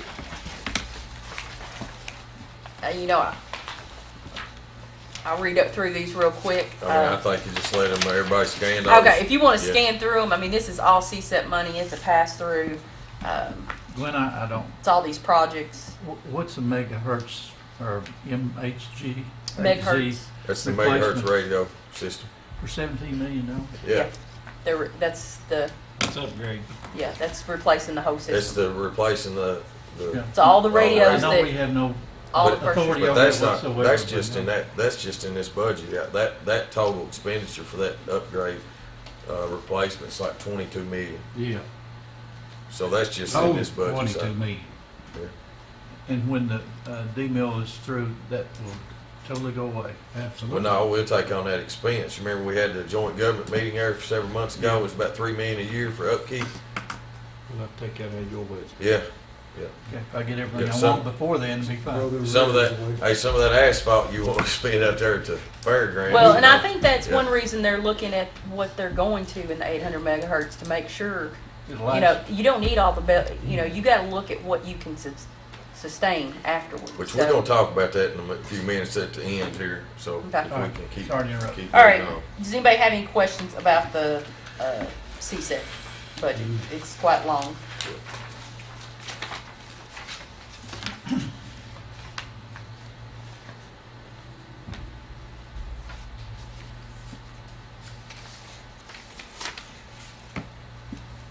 That's 2 pages.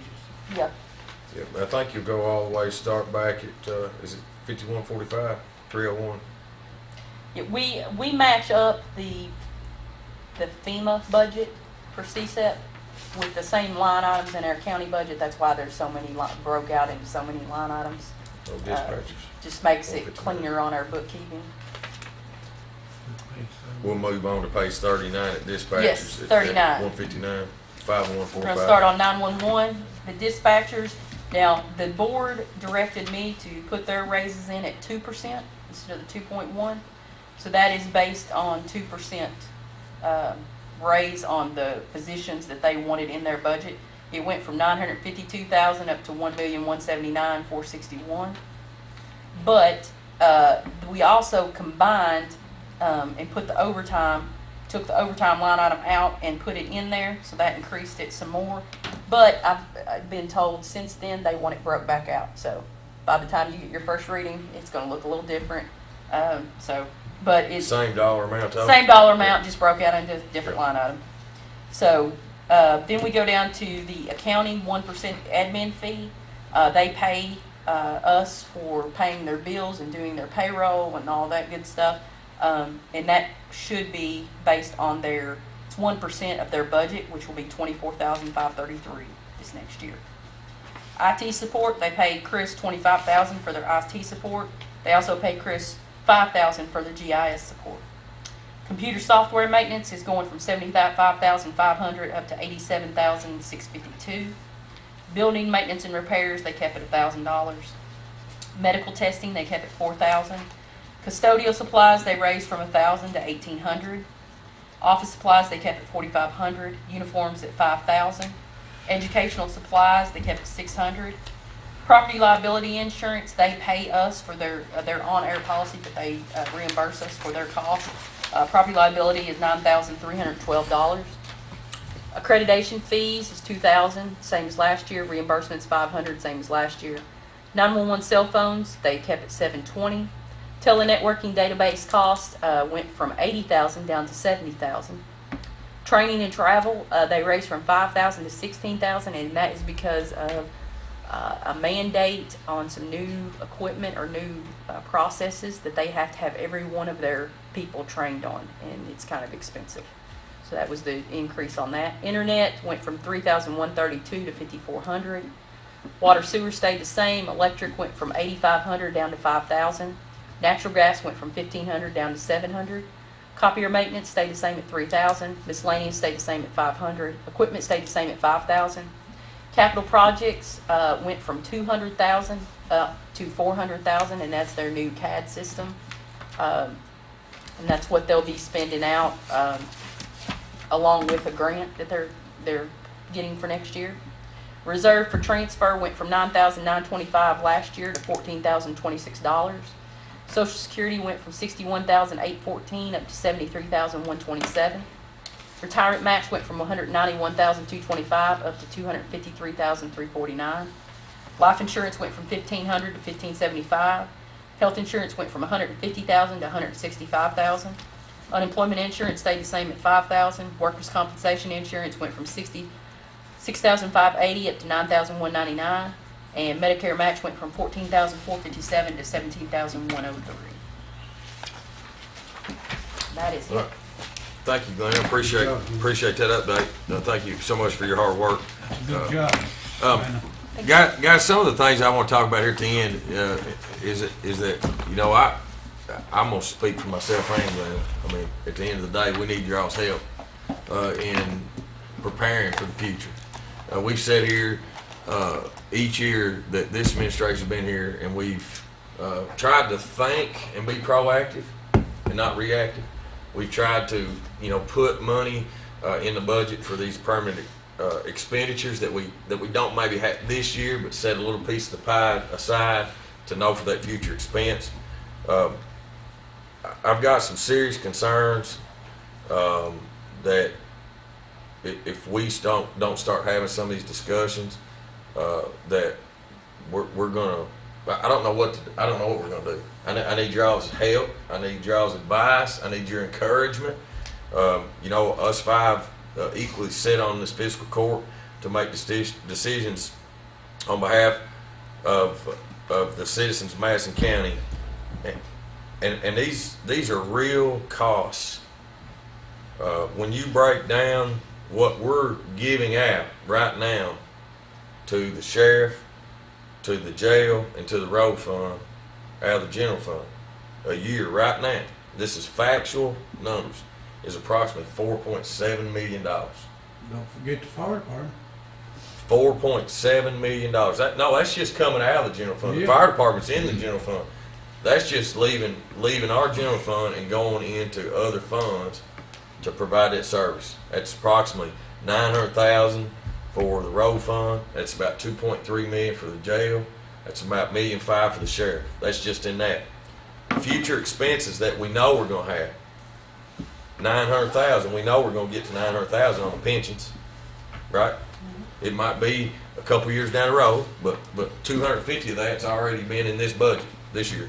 The CSEP, once CSEP's gone, that occupational tax loss, that revenue is going to be at least $1 million less that we're going to have in revenue once CSEP goes. That's what, 8, 10 years or less? The 800 megahertz radio system, that's a $3 million expenditure to keep that up. Now, if you divide that up between 3 entities, that's $1 million to each government entity: Richmond City, Berea City, and the county. Then we got the jail. We got the jail and the healing center. We all in agreement. We got to do something, right? And what we're potentially going to propose to the fiscal court, hopefully the next couple of months, is that's going to be approximately about a $2 to $2.5 million payment a year extra. So at the end of the day, I mean, we need help. We need ideas. How are we going to?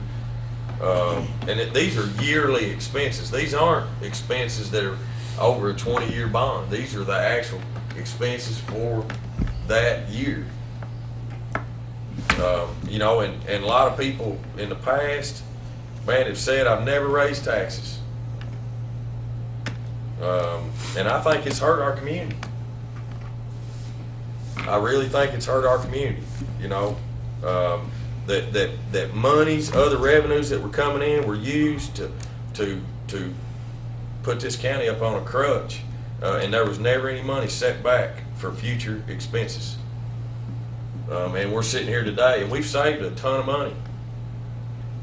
We've been able to keep $2.5 million in surplus since we've been here, and been able to give out because of the drug epidemic, because of trying to meet the needs and keep good equipment and keep our employees.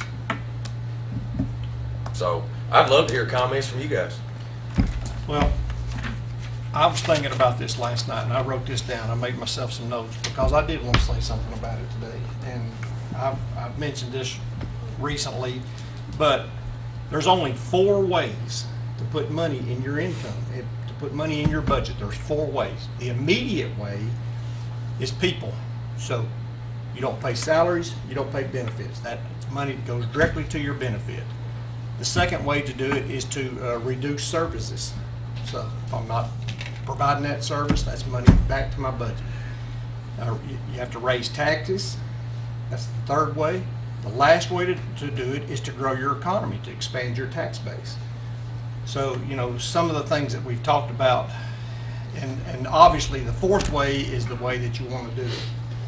But that's obviously, and that's also the hardest way, because what are we talking about? Where does that come from? Well, you've got to look at what you've said earlier in the court today. It has to come from the airport, and that's our springboard into the future. That area out there with the tax incentive that we got in the opportunity zone in the last court, that's an area that we have got to really try to capitalize on. Outside of that, that's it. If we can't grow that area out in there to bring in more business, spread your tax base out, then you've got to go to one of the other 3 ways, which are not attractive. Go ahead. Go ahead.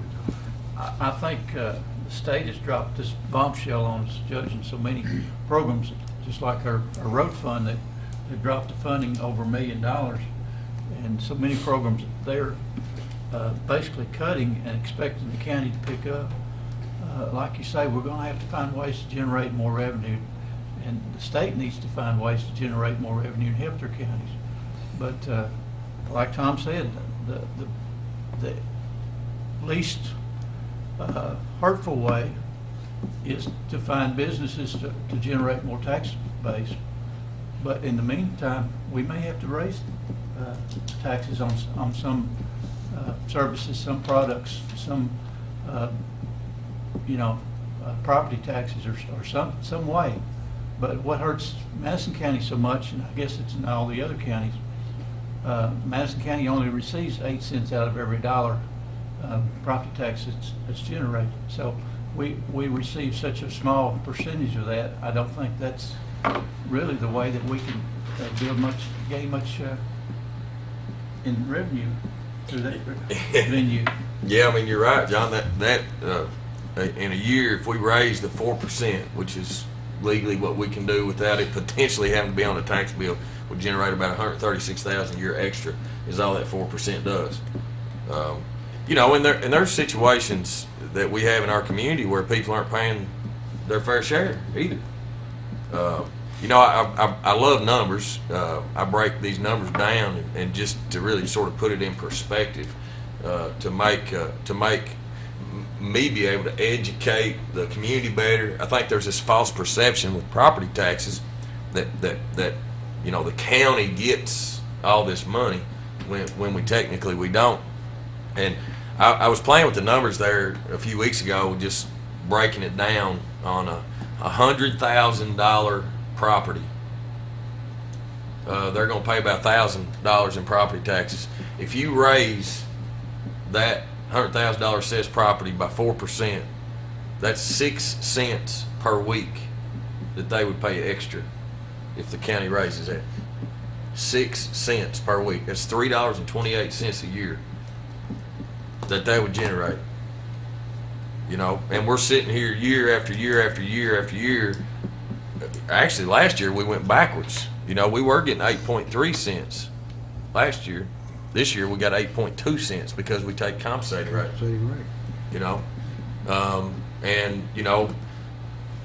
And everybody talks about all those developments and all those new constructions. Well, I'm gonna give you a scenario. Waterford subdivision was developed in about 2001. That's 15, 16 years ago. And the developer went in there and spent all the money on the road, the infrastructure, putting all that money in. Well, if we utilized all that new tax base as new revenue to do recycle programs, to keep up parks maintenance and all those things, well, when that infrastructure fails in Waterford 15 years later, where's the money that we set back to pave those new roads? I mean, you can do the math all day long. 500 miles of roads times 50,000 a mile. Is that right, Willie? Do the math. What is that, about 35 years of resurfacing our roadways?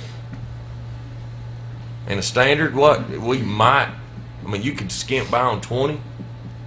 When I was doing the math the other day, we should be spending an extra $1 million a year in asphalt just to keep up. So, anybody else? Roger, you want to comment? Well, of course, we know the state has cut a lot of money out that we were getting some years back, and I think it's not just to us, probably to all counties. But talking about raising new revenue, nobody wants to talk about a tax increase. But we've sat here for 20 years and not had one.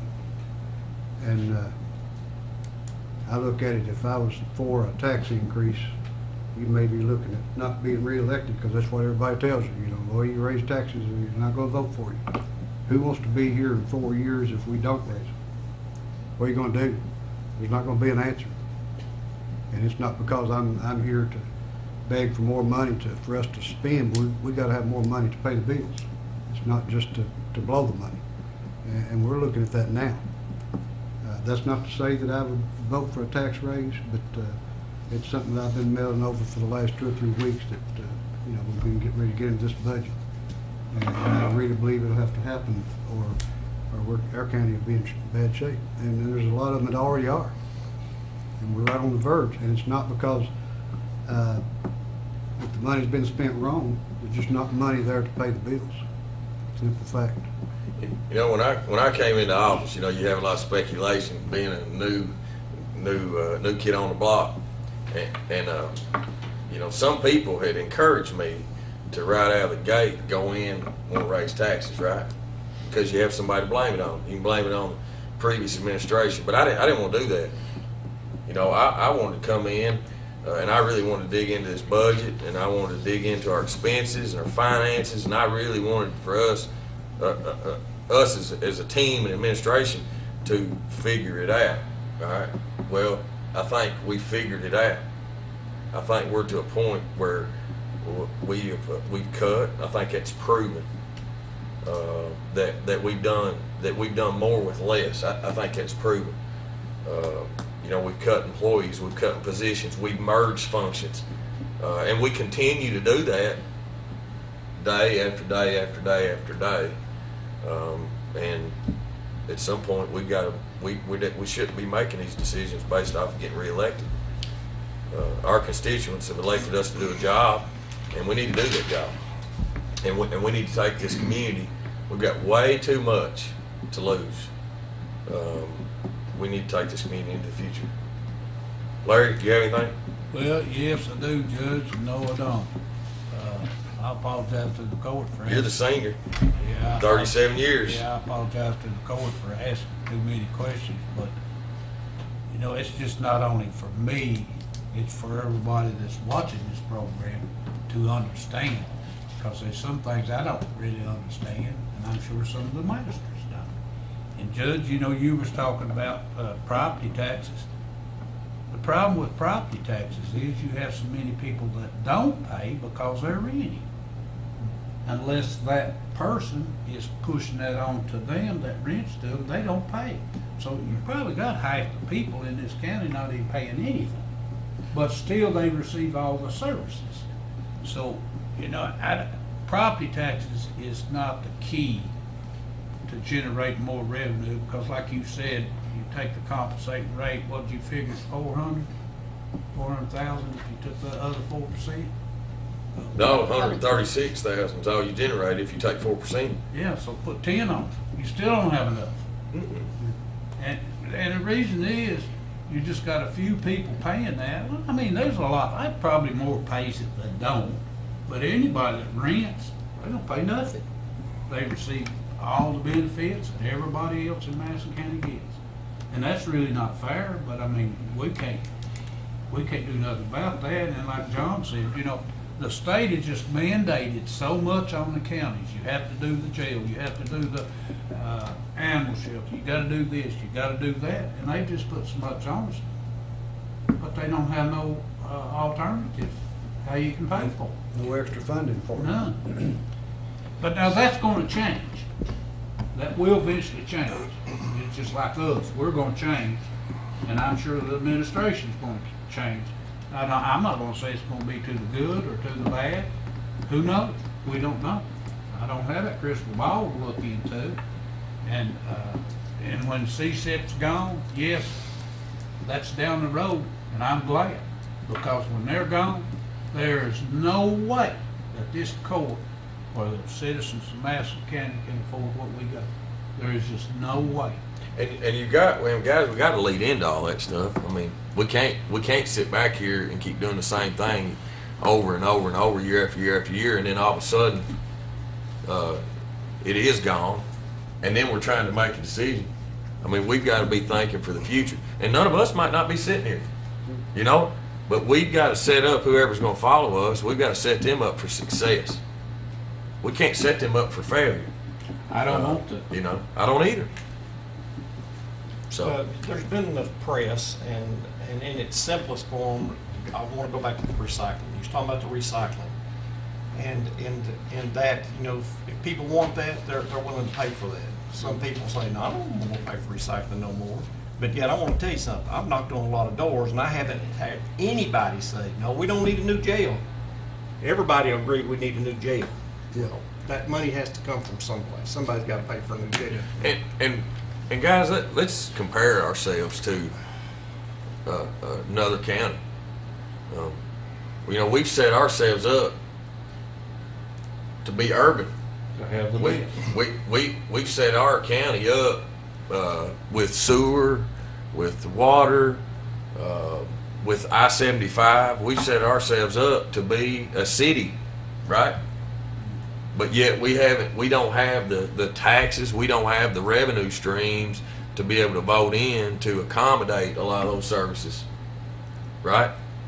And we as a court sit here year after year after year and don't increase our revenues in any way. We don't raise property taxes. We don't do those things we need to do to accommodate those services that we're trying to provide.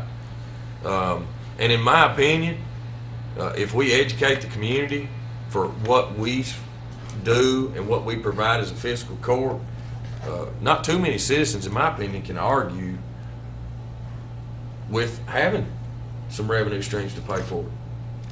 You know? Judge, it goes back just like the industrial park out here off Dunn Canyon. I can remember this well as yesterday. We agreed that we would help them put that new bridge in if they wouldn't annex it all. Well, what'd they do? Just as soon as they got the industrial park in, first thing they done is annex it. And then what did we get? We get nowhere near what we're supposed to get. But that's water under the bridge. So what do? You know, I guess you take everybody at their word. I normally do. Find out sometimes that's not true, but I guess you just do the best you can do. And I guess the way you put it, I guess really it's hurtful to look down the road. It really is. There's a lot of expenses that are coming down the road that we're going to have to we're going to have to address, we're going to have to pay for. And right now is the time to start discussing those things and implementing ways to do it. You know, we've done some great things. This has been one of the better meetings we've ever had with everybody, and I know the public has to understand a little bit more about county government than they normally would, especially discussing these line items and what they're for and why you have increases and why you don't. What you're funding, what you're not funded, and you know, I think we're doing the best we can with what we got. But yes, looking down the road, it's a dim light. It really is. It's a dim light. But I think, Larry, everybody in the public realizes the cost of things. Nobody wants to give up any of the services that we're providing right now. No fire protection, no sheriff patrol. They don't want to give up the correctional facility that we, house the inmates. They don't want to give up these things that we have to keep our life and our society moving forward. But there has to be a way to pay for them. And guys, you know, some of these things, and the community needs to be realistic about these things. You know, there's people out there that say, you know, they're for building a new jail, but they're not for increasing taxes. How do you do that? I'd like somebody to tell me how we're supposed to do that. I mean, what are we supposed to be doing? Because I feel like for the last 3 years, 3.5 years, we've been doing that. We've been telling our story. We've been very open and transparent to the community and to the citizens of Madison County in this. I mean, man, we're live streaming right now, correct? We're live streaming this meeting today to share our concerns and our thoughts to our citizens. You know, has this ever been done? Has there ever, Larry, you've been here 37 years, have you ever had, besides last year, had to sit down with the budget? No. And had this on TV to where our citizens? No, that's the reason I said I think this is one of the better meetings we've ever had, because it doesn't only inform me and the other masters, but it informs all those people who are listening or watching. And I think they'll understand a little bit better, and then maybe down the road they'll say, well, you're right. Well, I mean, I think that we have been very open, and that we want to hear from our constituents. We want the citizens to tell us, you've put us all here, give us the confidence, give us what we need to be able to feel good about the decisions that we're making. That's the way I feel. Well, You know, that's just like and you know, they've elected us to make these decisions, and if the citizens, they want to respond and say, hey, cut the recycle program, you know, let's move our snowplow routes to 12 hours or 20-hour turnaround, or hey, we're going to cut that off. If it snows after 5:30, we're not scraping the roads till our shift starts back next morning at 7. You know, hey, we're not mowing, but 2 times a year instead of 4 or 5 times a year. You know, we can. We're way behind on mowing We right can now. make just 'cause we we can don't make have the no help. decisions with what the community wants. Well, you know, Judge, when you replace a bridge, you know, you don't hear much comment. But boy, when you got that bridge tore down, you gotta build a little bypass to go around it. You sure hear from them people then, but they don't understand it takes time to build that. And it takes money to pay for it. I mean, we just don't have that draw, just go to the bank. We don't have that ability. Right. I guess we could, but then we gotta pay it back. You know, the really bad part about it, Judge, is that you alluded to it earlier, is that we've had, we've had people down in the road department, and not just the road department, but they're really the prime example of the different departments and department heads who have, grabbed a hold of the concept of what we're trying to do and trying to make things better, and have reduced their budgets, and have, been proactive in trying to get leaner and cut things that they didn't need out of the way, and only, take what they had to have. And it's bad at this point because we have saved a bunch of money over the last 3 years, but yet we're still we're still looking at a hole. Another really good example of this, was the audit that we did the first year we in, and we found the problem with the CSEP over there with $300,000+ that unfortunately may turn out to be that the court's going to be on the hook for. That we didn't do that. We found that. What would it be today? I mean, there's just things like that that's been positive that now unfortunately is getting a negative light to it. Simply because of where we're at. I mean, look at the family court building. We made that decision. I mean, that's a perfect example of us being smart and making the right decisions as a body. That was. You don't see it today, but you're gonna see it. You're going to see it. I mean, over the next 14 years, we were going to spend $7 million in rent, and in 15 years, we're going to have paid off $8 million purchase. So I mean, that's a no-brainer. I mean, those are the kind of decisions, and that's what I say. I think we've done our due diligence as a body to the community and proven them year after year after year of the savings. I mean, we've got witnesses. I mean, we've got how hard our department heads work. Our staff has worked. They're members of this community too. Well, there's proof of that just in the budget when you go through it to look, see what everybody's cut and how efficient and how lean they are now. I mean, that's simple to go through that budget and show how much each department head says, well, we could probably do without this, or we can lower this. And I'm not saying we expect that year after year after year, but it's evident this year of where they went to and sacrificing themselves. And I commend all the department heads. But Larry, it's just like the market, everything is increasing in prices. I mean, we're not generating any more revenue, but the price of the products and services have continued to rise. And so you have to have funding to be able to continue those services. Salt's a perfect example. Yeah. That's this year's sales example. tax would solve it up. Asphalt's gonna be right behind it. It's tied to petroleum. Yep. But we're no different than the typical family out here that finds out Struggles. that the water bill's gone up, the car insurances went up, and you have to tell your family, we either can't eat out as much, we got to cut somewhere, can't go to the movie like we used to because we got bills to pay. We're in the same shape. We're just a bigger operation than the typical family. Yep. And we ain't been going to the movies. That's right. We ain't been going out to dinner. We've been doing with less. Well, you could have catered in today. Huh? Hey, coffee. Hey, you got dirty water. Is all you got today, Larry. Dirty water. Yeah, it That's all looks we can muddy, I afford. can tell you that. Yeah.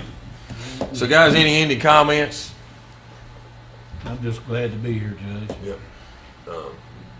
So I really would encourage, in ending, I really would encourage you all to sleep on this, to pray about this. I mean, this is some serious decisions we've got to make in the next few months, and it will be part of the jail expansion, the healing center, as part of that presentation and recommendation to the fiscal court. But I think it's good. I think it shows where we all stand as elected leaders, that we're not afraid to have these kinds of discussions. And I'm Well, I proud. I'm think it's proud. court. I I'm think proud it's to be court sitting is here with you aggressive. guys today. Very proud to be sitting with you guys here today, and look forward to serving with you in the future. And do I have a motion and a second Move to to adjourn? adjourn. Second. We got a motion and a second.